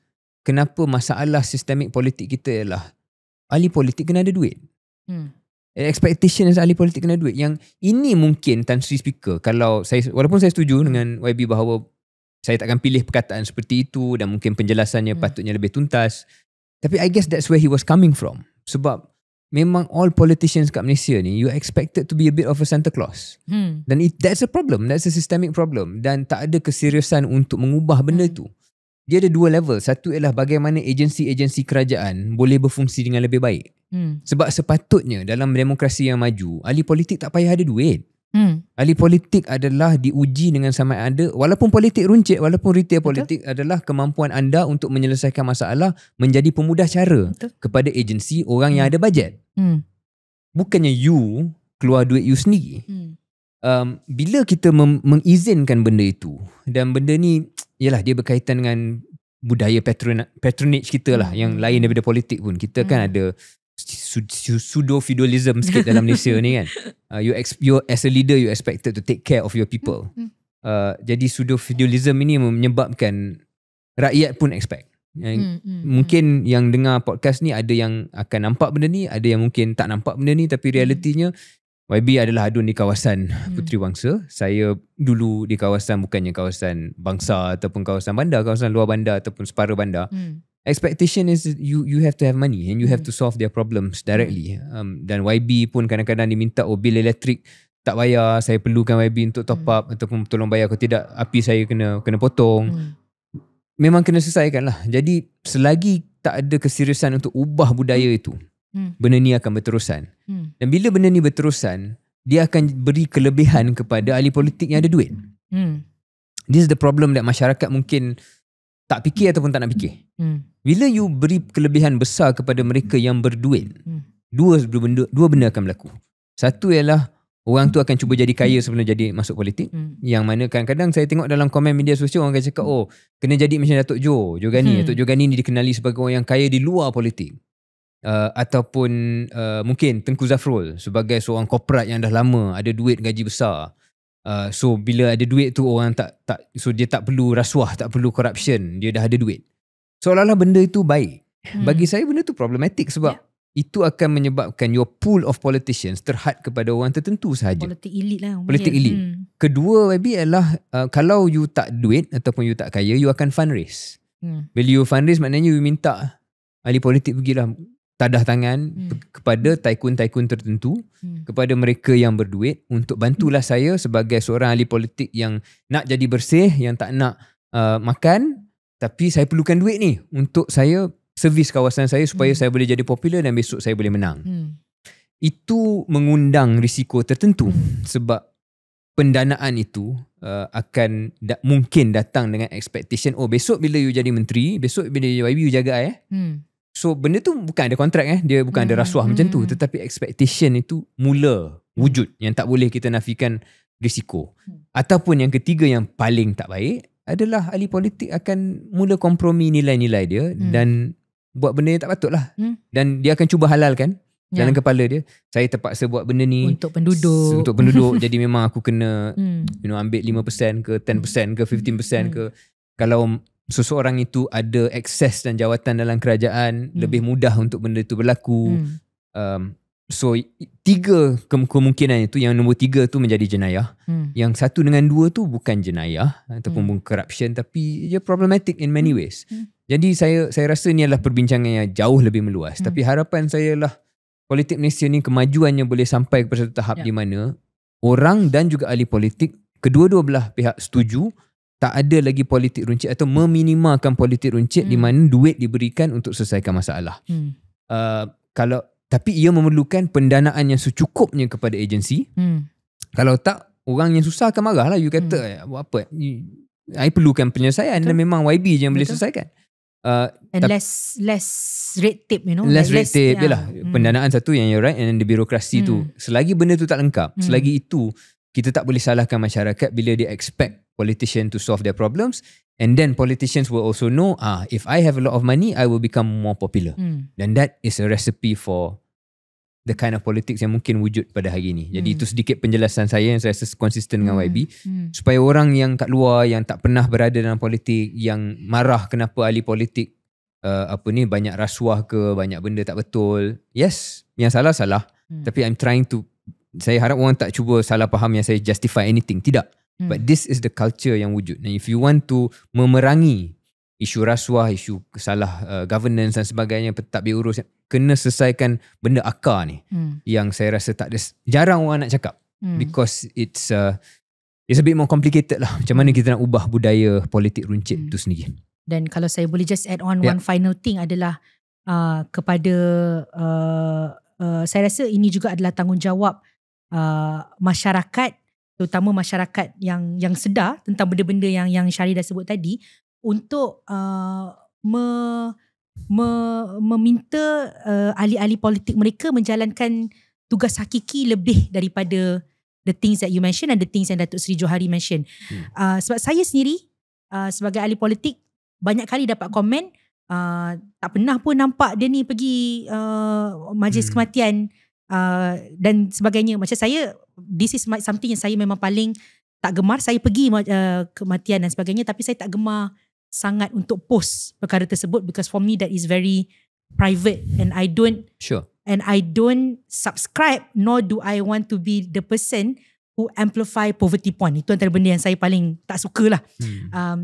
Tetapi untuk masyarakat yang sedar, ada tanggungjawab untuk demand ahli-ahli politik yang bercakap tentang polisi dan dasar dan sistem daripada ahli-ahli politik yang politik runcit lah, datang dan turun dan beri. Saya rasa kalau saya boleh slight pushback a bit, I think politik runcit kat Malaysia masih perlu, but you can be the pemudah cara lah. That is my ideal scenario. Masih perlu ada local politicians yang boleh selesai masalah, bukan hanya yang boleh cakap isu dasar duduk parlimen saja. Kita tak boleh macam tu. Tapi bila turun ke bawah tu bukan sebagai menghulur, tapi pemudah cara. And that is a test of leadership. Kalau tidak, is unfair lah. If you got money, you win. That's not quality politics kan. Tapi itu yang rewarded sekarang ni. Last domestic one, then maybe we break for a quick last section after this, adalah satu soalan berkenaan dengan subsidi kan YB? YB nak perkenalkan topik ni? Okay, ni pun topik yang sangat tengah hangat ni. Soalan daripada Iskandar Firdaus. Opinion on targeted subsidi minyak yang tak jadi target golongan mahakaya. Ni term yang dipopularkan. Term yang popular sekarang ni lah. Term mahakaya ni. Okay, a bit of background tentang subsidi ni yang saya rasa sekarang rata-rata rakyat Malaysia sudah pun tahu tentang subsidi ni. Cuma mungkin ada yang masih kurang faham pelaksanaannya. So kerajaan ada umumkan pelaksanaan Budi 95 pada September, di mana ianya adalah subsidi petrol bersasar. Dan YB dah pakai dah? Saya belum pakai. Belum isi minyak pakai lagi. Belum isi minyak lagi. Semenjak benda saya isi minyak right before dia punya pelaksanaan. Tapi hilang 6 sen lah. Rugi 6 sen. I just want to preface with, saya setuju dengan targeted subsidi. I've always been a believer of targeted subsidi. Kerajaan menyasarkan bahawa penjimatan fiskal untuk pelaksanaan Budi 95 ni adalah antara 2.5 bilion ringgit hingga 4 bilion ringgit setahun. So this is a very huge subsidi. Bagi mereka yang masih belum cuba, dan saya tak pernah cuba lagi, tapi suami dah cuba, so saya tengok. So suami minyak steady. Basically setiap rakyat Malaysia sekarang ni dia dah bukan targeted mahakaya lah. Semua rakyat Malaysia kita ada subsidi up to 300 liter, asalkan warga negara Malaysia dengan MyCard yang sah, ada lesen memandu dan umur minimum 16 tahun. I think one of the things yang paling utama dengan targeted subsidi ni adalah sekarang ni memang Malaysian sahaja yang boleh access di subsidi. So I think rather than kerajaan punya initial plan, which is targeted mahakaya, dia target kepada warga asing cannot access kita punya subsidi ni lah, up until 300 liter.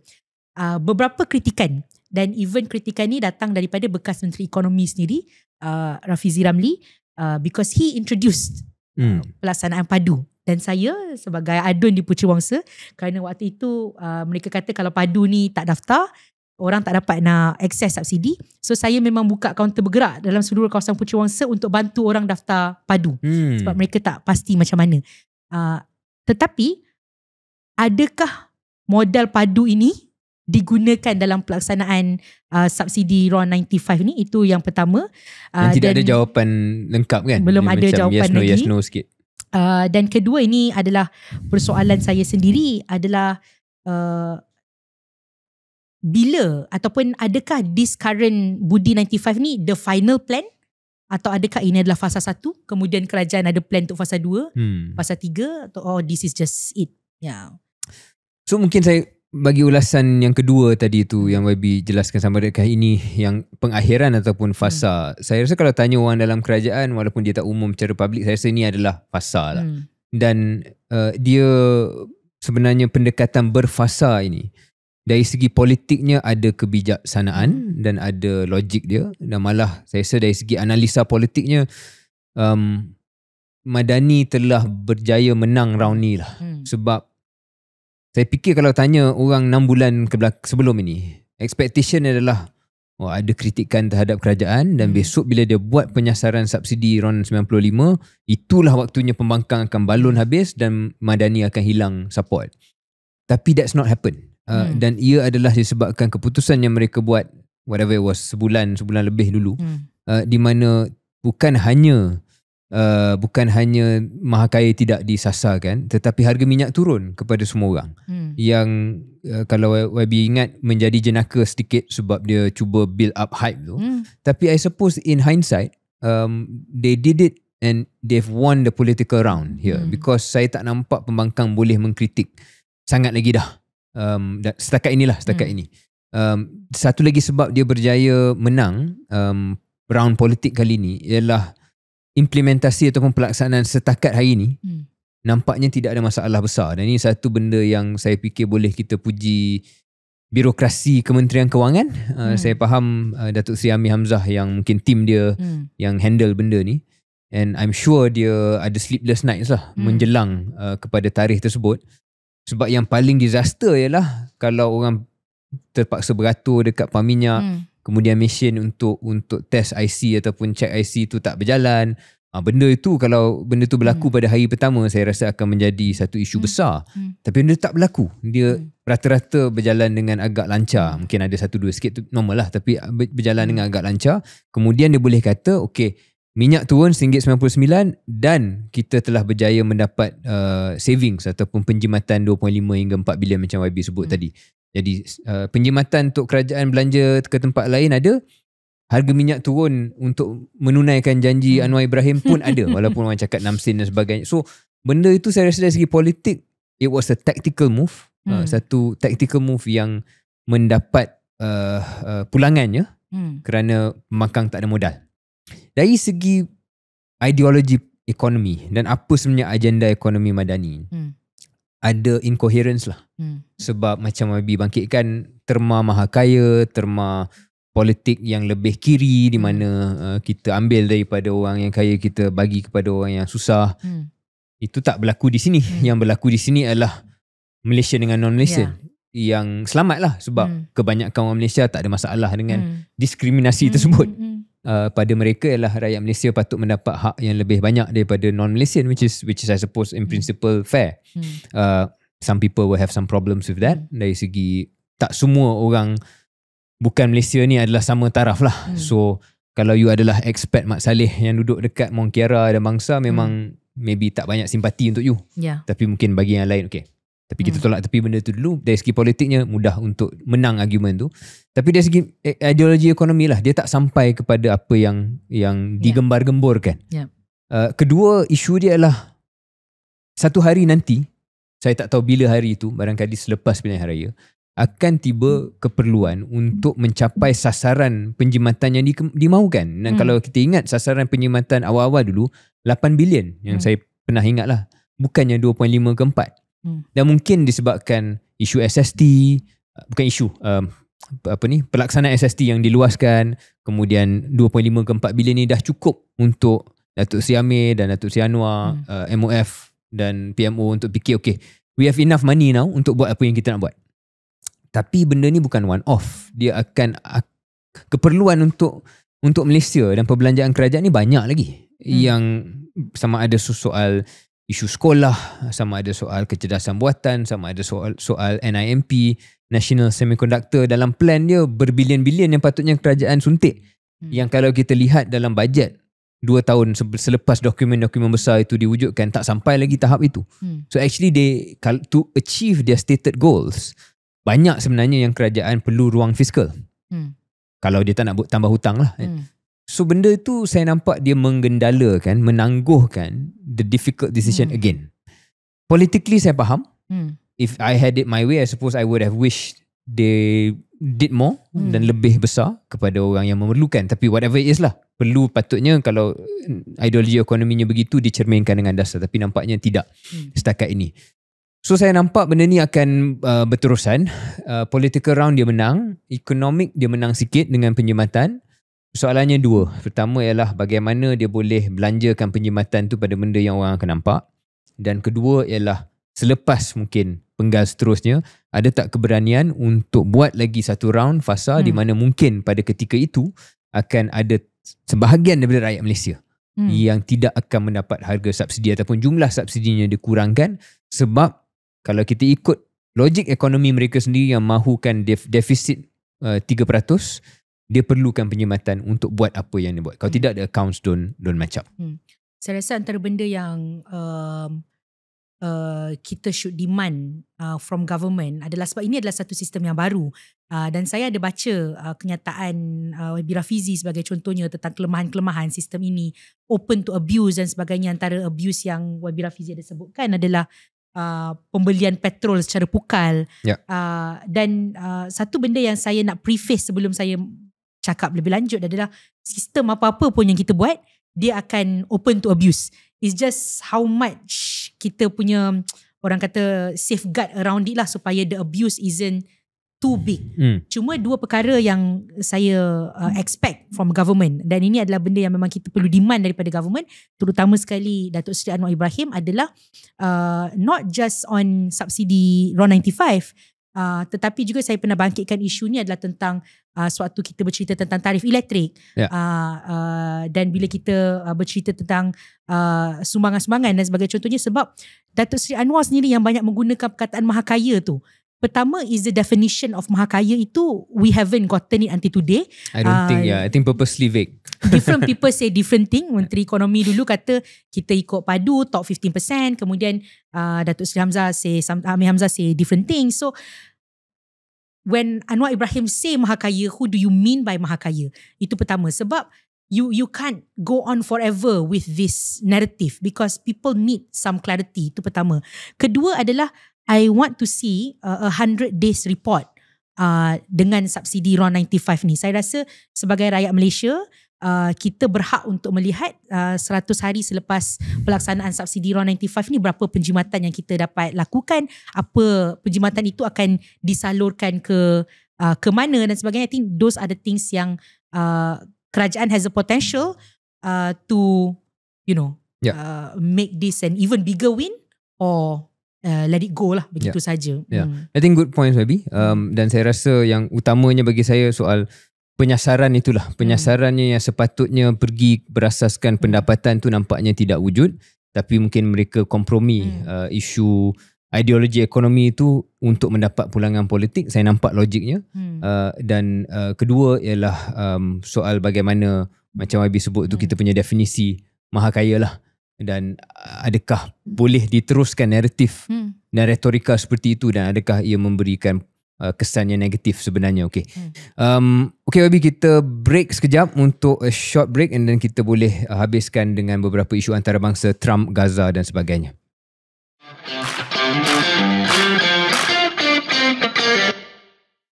Okay, kita kembali ke episod Kena Soal yang ke-7 bersama saya, Amira Aisyah.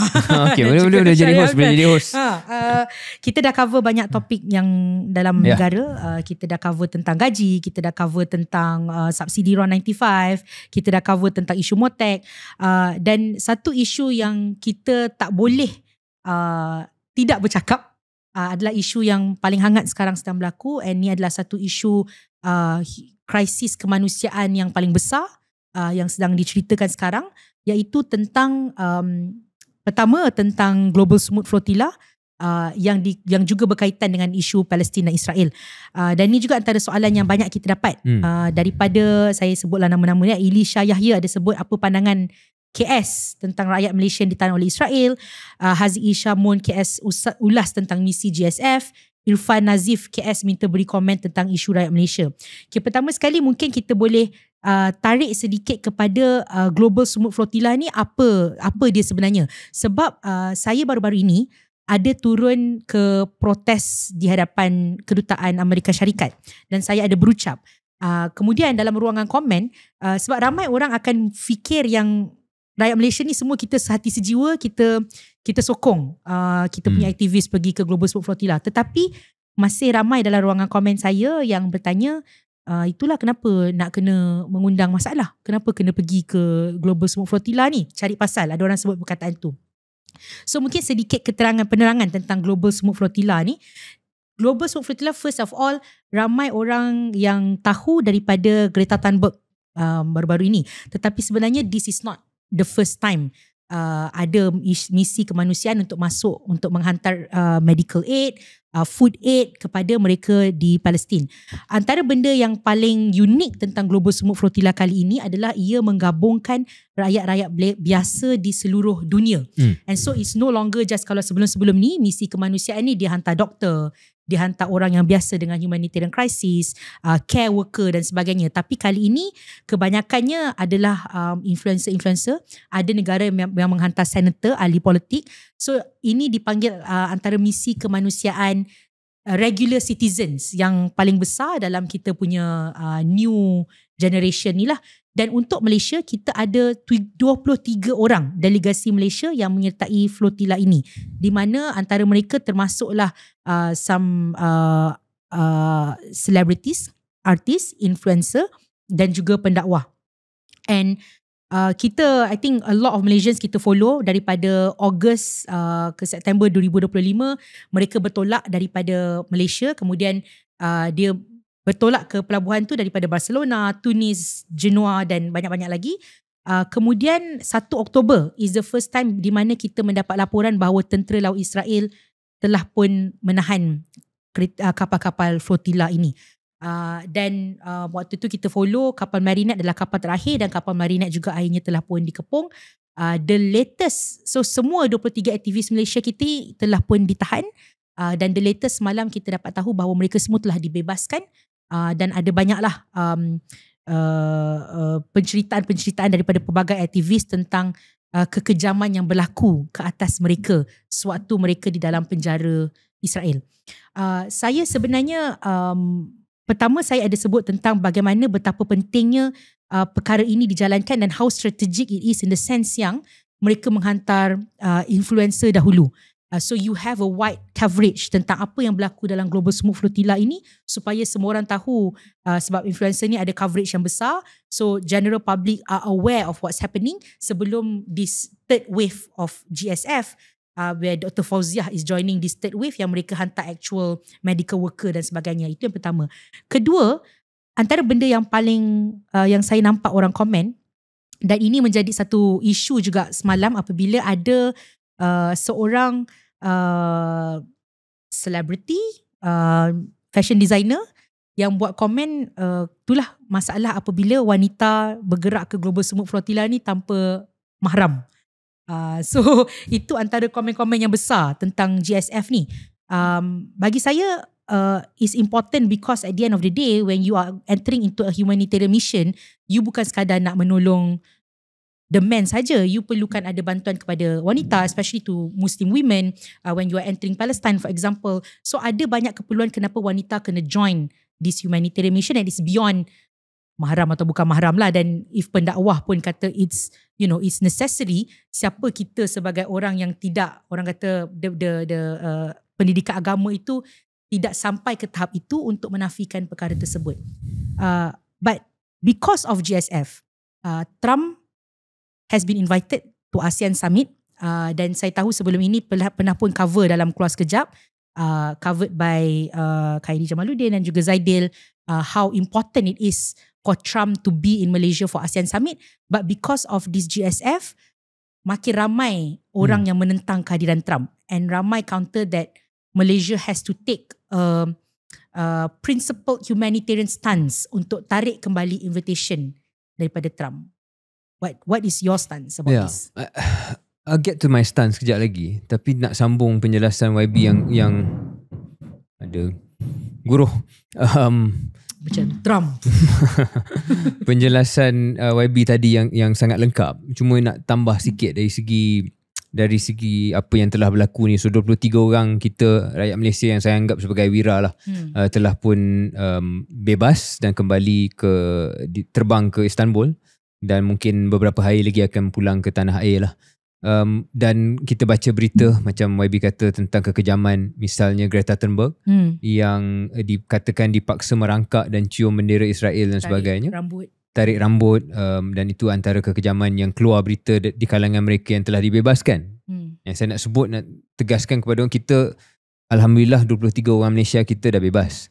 Tapi ramai lagi bukan Malaysia yang terbabit dalam GSF ini, yang hampir 500 orang tak silap saya daripada 45 negara yang masih lagi ditahan oleh Israel. Kita buat benda ni dan kita cakap tentang benda ni sebagai isu kemanusiaan antarabangsa dan bukannya isu nasional Malaysia sahaja. Betul. Jadi kita tak boleh hanya cakap orang kita dah bebas, kita selesai. Kita harus terus, bagi kita yang beragama Islam, patut doa bukan hanya untuk sudah tentu kebebasan mereka yang ditahan, tetapi juga penamatan genosida dan pembunuhan saudara kita di Palestin.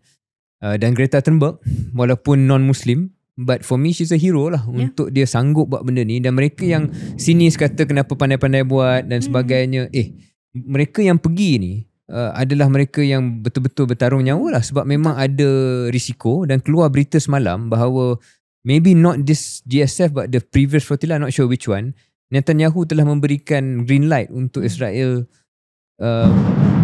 menyerang kapal yang mana Greta ada di situ. Jadi people yang pergi sini, pergi untuk flotilla ni bukan untuk glamour. Betul. Mereka pergi dengan kesedaran bahawa ada kemungkinan mereka akan dibunuh. Sebab mungkin orang kata dia tak akan bunuh, tapi Israel ni dah gila dah dia. Israel ni dah melepasi sempadan beberapa kali dah, banyak kali dah. Jadi saya tak nampak itu sebagai satu benda yang tak akan berlaku. Keduanya ialah mereka masih lagi ditahan dan kita harap mereka dibebaskan secepat mungkin. Membawa kepada soalan YB tadi tentang apakah pendirian kita lah dalam hal ni. Saya sejujurnya dalam hal ini, saya nampak kalau kita berpendirian bahawa Trump boleh dan wajar berada di Malaysia, ini satu momen di mana kita jangan yakin sangat dengan pendirian tu lah. Maksud saya, dalam analisa politik dan sebagainya, ada banyak demand untuk kita mempunyai keyakinan. Dalam hal tertentu, dalam hal ni saya nampak logik kenapa Kementerian Luar, PMX menganggap sebab kita pengerusi ASEAN, ada rasional je untuk kita jemput dan kita terima kehadiran Presiden Amerika Syarikat sebab dia Presiden Amerika Syarikat. Dan kalau kita nak menjadi pemain global, kita perlukan hubungan dengan negara-negara besar tertentu. Walaupun negara itu adalah penyokong kepada negara yang membuat genosida, tetapi itu garisan yang kita boleh terima. Itu adalah logik yang saya nampak. Tapi saya teragak-agak YB sebab saya rasa benda ni saya tak yakin. Dan bila saya tak yakin, saya mengaku saya tak yakin lah. Sebab saya tak tahu apa yang betul dan apa tak betul. Dan besok bila kita kena jawab depan Tuhan, saya tak tahu. Dan saya bukan pemimpin, so saya tak payah buat this call. Tapi bagi mereka yang menyokong keputusan ini, saya harap anda tak perlu terlalu yakin lah. Dan jangan mengejek ataupun membakul sampahkan mereka yang mempunyai pendirian berbeza. Sebab benda ni susah lah untuk kita. Saya tak tahu. Dan tak ada, orang akan ada 1000 pandangan dan berbeza pandangan. Dan orang yang berpelajaran agama pun mungkin mempunyai hujah-hujah mereka yang berbeza. Apakah, it goes to the heart of the question, apakah peranan seorang pemimpin? Adakah anda sebagai pemimpin kena mengutamakan benda tertentu, ataupun ada kes tertentu di mana anda tolak tepi habis kepentingan nasional anda untuk berada di side moral yang tepat? Dan kalau kita ambil pendirian tersebut, where does it stop? Sebab segala-galanya patut kita berhenti. Kalau macam tu, adakah kita patut menggunakan Microsoft Word? Ataupun adakah kita, KJ dengan saya pernah berbeza pandangan soal pelaburan BlackRock dalam MAHB misalnya. Tapi itu benda yang besar, tapi benda kecil kita sendiri. Kita buat pilihan untuk boycott Starbucks, tapi kita tak boycott semua. Ada benda yang kehidupan kita masih lagi, macam saya bagi contoh tadi. Ada produk-produk teknologi terutamanya, like the ones we are using right now and the software that we using right now, yang ada bukti mereka juga syarikat yang memberikan cloud services kepada IDF untuk buat benda yang menyumbang kepada genocide. But are we all prepared to stop using? So I don't know. Saya bukan nak sebut benda ni sebagai benda yang mengatakan oh kita tak boleh buat apa-apa. Tidak. Tapi setiap daripada kita, sama ada pemimpin atau tidak memimpin, membuat pilihan kita tertentu. Dan kalau ada kalanya kita ambil pendirian bahawa perlu buat benda yang mungkin dilihat kompromi, maka buatlah dengan kesedaran dan dengan rendah hati, bukannya dengan keyakinan menggunung. Sebab dalam benda ni you shouldn't be confident lah. Sebab saya rasa patut kita buat keputusan, and then sebagai pemimpin kena buat keputusan, kemudian minta Allah SWT tunjukkan jalan yang sepatutnya, dan rendah diri dalam keputusan itu, bukan confident sangat. Because part ni tak payah confident lah, because this is something else. I think bagi saya lah, kalau dalam sebuah situasi yang ideal, bercerita tentang kemanusiaan, morality, sudah tentu it's a split second decision untuk kita just tarik balik invitation tersebut. Tetapi saya macam Syaril, not 100% certain, tetapi you can see the macam mana, kenapa kerajaan capai keputusan tersebut. Kita faham. Tetapi saya rasa sekarang when you have reached that decision, bila kita dah capai keputusan itu, yang lebih penting lagi adalah apa yang kita buat dengan ruang tersebut. Terutama sekali Malaysia dan terutama sekali PMX sebagai pengerusi ASEAN kali ini, kita ada ruang yang besar untuk posisikan negara kita dalam, especially in ASEAN, to champion dan untuk bercerita tentang isu ini directly, sebab ruang tu PMX dah wujudkan ruang tersebut bersama dengan Trump. So when you have that ruang, apa yang akan berlaku dalam ruang tu? So for me, kita dah ada invitation tu, invitation has been accepted. When he's here, apa yang kita akan lakukan untuk kita be Malaysia, untuk Malaysia letakkan kita punya stance on this issue, apa yang kita nak demand daripada Trump, dan macam mana kita nak shape this conversation dalam ASEAN Summit itu adalah lebih utama. Dan bagi saya, walaupun let's say lah, katalah kalau kerajaan tidak menarik balik invitation dan Trump memang datang, this is a huge opportunity, satu ruang yang sangat besar untuk rakyat Malaysia turun. Dan bila saya kata benda ni mungkin akan kedengaran seperti sebuah hasutan, tetapi saya akan gunakan ruang ini untuk ajak ramai-ramai rakyat Malaysia turun dan nyatakan protes terhadap apa yang berlaku. Sebab benda ini bukan benda yang kecil. Benda bukannya satu benda yang kita boleh it's a humanitarian crisis. Humanitarian crisis yang sangat besar ini memerlukan suara yang lebih besar untuk kita counter this issue. So kita dah tengok macam mana rakyat Malaysia turun ke Kedutaan Amerika Syarikat baru-baru ini untuk demand pembebasan aktivis-aktivis kita, Global Smooth Flotilla. That was done in less than 24 hours. The call was made dan beribu rakyat Malaysia turun. So kita boleh menggunakan ruang ini untuk turun dan demand accountability dan juga pressure daripada Amerika Syarikat dan Donald Trump apabila dia datang ke sini. When there's a protest, I will be there. Dan bagi rakyat Malaysia yang feel strongly about this, what you should do is also demand the same thing. Cuma mungkin satu benda yang saya juga nak sentuh adalah posisi Malaysia tentang the Trump peace plan, the Gaza peace plan. Because this is where I am lah when it comes to this Trump peace plan ni. Who are you, Donald Trump dan United States of America, untuk buat plan keamanan for Palestine?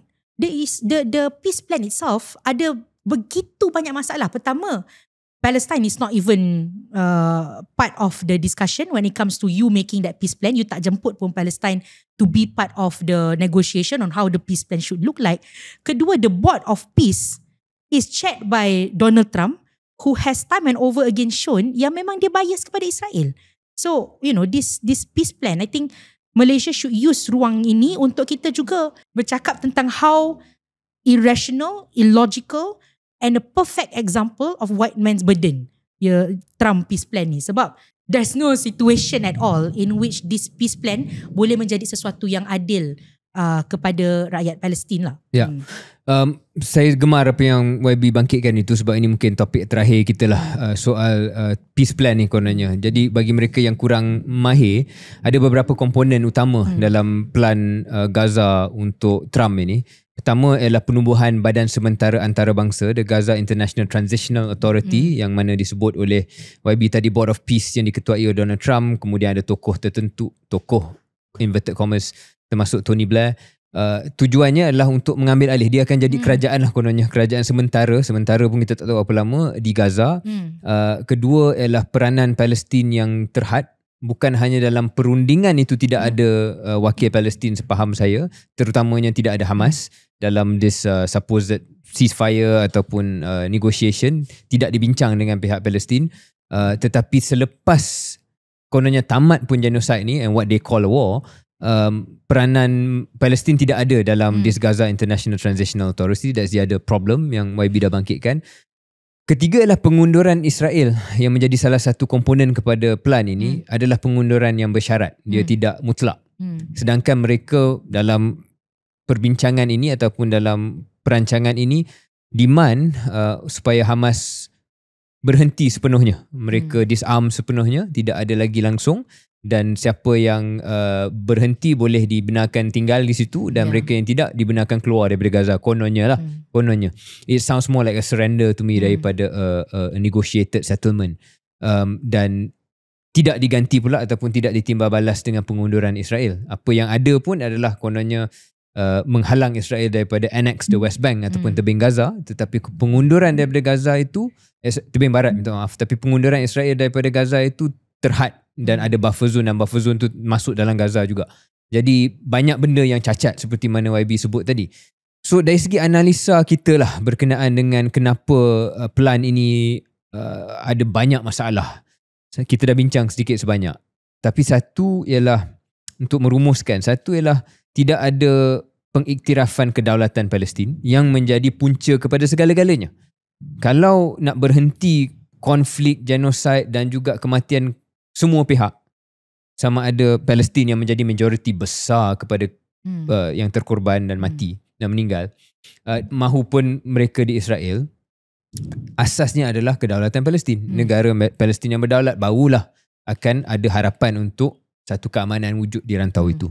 Kedua ialah tak bolehlah konsep, sama apa pun pendirian kita, tak boleh sebarang perundingan keamanan itu hanya bincang dengan satu pihak. Kalau tak bincang dengan pihak lain, asymmetrical. Dia macam not only is the solution asymmetrical, but tapi dia punya perbincangan ke arah solution tu pun tak membabitkan satu pihak. So mana boleh benda ni sustainable? Jadi saya nampak yang apa yang akan berlaku, apa saja yang Hamas akan buat. Sebab kita tengok berita sambil kita rekod ni, nampak macam Hamas cuba nak tengok boleh terima atau tidak benda ni, dan ada kemahuan untuk terima, mungkin dengan sedikit rundingan lain. Saya khawatir ia tidak akan tahan lama. Kalaupun Hamas secara rasmi menerima a version of this agreement, but it's not sustainable on many fronts, because tidak semua daripada mereka yang dalam Hamas akan setuju dengan benda ni. Kalau it's seen as a surrender. And kedua ialah, apa yang mereka cuba buat dalam plan ini adalah depoliticize the entire Gaza kononnya. And by depoliticizing kononnya, with Tony Blair, with other people to take over the entire area, then there's no Palestinian political movement. That is not sustainable, because mana mungkin setelah anda buat macam ni kepada Palestin, tidak ada kemahuan dan gerakan politik untuk membalas ataupun membuat sesuatu dan mempunyai perwakilan suara dan self-govern yang selama ini menjadi asas dan punca kepada segala-galanya. Kalau tidak mengiktiraf kemahuan dan hak orang Palestin untuk govern diri sendiri, untuk mentadbir diri sendiri, dan hanya menggunakan orang luar, benda ni tak sustainable lah. Whatever Hamas says, something will break. Dan kepala saya atau minda saya yang sinis mengatakan bahawa Israel tahu semua benda ni. So apa yang saya nampak ataupun saya khawatir ialah, okay, apa saja yang Hamas buat, kalau Hamas setuju pun, Israel yakin dan Israel akan buat benda supaya akan ada tindak balas selepas itu. Sama ada mereka tak withdraw sepenuhnya daripada Gaza, sama ada mereka tak bebaskan tahanan Palestin yang juga ditahan bagi saya macam tebusan, tanpa trial dan sebagainya, tanpa sebab dan sebagainya. Apa saja yang Israel akan buat untuk memprovokasi supaya mereka boleh salahkan orang Palestin besok apabila ada sebarang insiden dan sebagainya. Jadi saya harap saya setuju dengan YB, perlu ada pemikiran. I don't know what the Malaysia stance is. Nampak macam tidak ada sangat satu pendirian yang tegas lagi berkaitan dengan peace plan ni. Mungkin di belakang tabir sedang bincang, sebab nampaknya banyak negara Teluk dan lain yang menyokong sebahagian daripada perjanjian ini. Itu mungkin meletakkan Malaysia dalam keadaan yang awkward sedikit. Tidak tahu mana kawan-kawan dia yang nak menentang perancangan ini. Dan sudah tentu dari segi satu sudut, it's also what the Palestinians want. Jadi kalaulah pihak Palestin sendiri, sama ada Palestinian Authority ataupun Hamas, setuju dengan benda ni, then maybe it's not our place to say no. Tapi dari segi mengekspresi benda yang tak betul tentang perancangan ni, saya setuju dengan YB. Perlu jelas tentang where the problems are and kenapa perjanjian ini tidak akan menjadi perjanjian yang jangka panjang dan perlu diperbetulkan sepenuh-penuhnya. Tapi just to wrap this up, I guess on the part of kehadiran Trump, I don't want to skip the question ataupun sengaja tak menjawab lah. So for me, I'm marginally in favor of letting the decision stand. Maknanya saya marginally menerima dan menyokong keputusan itu sebab keputusan dah dibuat. Dan kalau alasannya dan sebabnya, rasionalnya adalah kita adalah pengerusi ASEAN. Kalau kita bukan pengerusi ASEAN, saya rasa saya tak setuju. Tapi disebabkan kita pengerusi ASEAN, boleh terima kehadiran Trump. Saya setuju juga tak patut ada sebarang kekangan demonstrasi. Perlu difacilitate kerana itu adalah suara rakyat. Tapi dalam saya berposisi begitu pun YB, macam saya sebut tadi, saya tak yakin. Dan saya tak nak bercakap ini dengan penuh keyakinan. Sebab saya tak nak besok kalau saya jawab seolah-olah pendirian ini adalah tidak solidariti dengan saudara saya yang sedang dibunuh. Okay YB, this has been a long episode. Sebelum kita wrap lah 1-2 minit, how's your experience? Boleh datang lagi, boleh jadi host? Saya suka. Tapi itulah, saya kena tengok lah sama ada your viewers adakah merasakan bahawa ini adalah satu, sebahagian daripada keputusan kita akan dipacu oleh viewership. Tapi sebahagiannya juga adalah macam parti muda lah. Dia bukan one hit wonder. Dia bukan sekali satu episod boleh datang kepada keputusan kan. Kita nak bina sesuatu di sini. Dan saya harap, saya secara peribadi, saya yakin KJ pun sama, harap bahawa YB sebahagian daripada community KS yang akan berada dalam atas sofa sebagai host untuk membina jenama inilah. Sebab to be honest YB, I think we've built something. KJ and I have stumbled upon something. Mungkin tak adalah dengan strategi yang lengkap, tapi somehow alhamdulillah we stumbled into something. We are also a bit of a small movement lah of mereka yang nak berbincang tentang isu semasa, isu politik dengan ulasan yang ada, dengan objektif we hope, dengan mendengar pandangan semua pihak. Saya rasa perlu lebih banyak benda ni supaya apa pun yang berada di ruangan politik ataupun landscape politik ada sedikit ruang untuk komentari dan juga ulasan yang seimbang. Yang seimbang, yang ada pandangan dan bukan hanya semata-mata menyokong mana-mana satu pihak semata-mata. Thank you so much for this opportunity. Thank you for being here. Saya nak share, saya sebenarnya ada cakap juga dengan Syaril. Kalau boleh, saya nak jadi host masak-masak.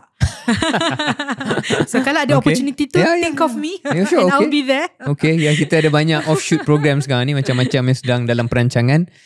So kalau ada cooking show, we'll definitely call you. Yeah. Thank you, Abi. Thank you Good so luck. much.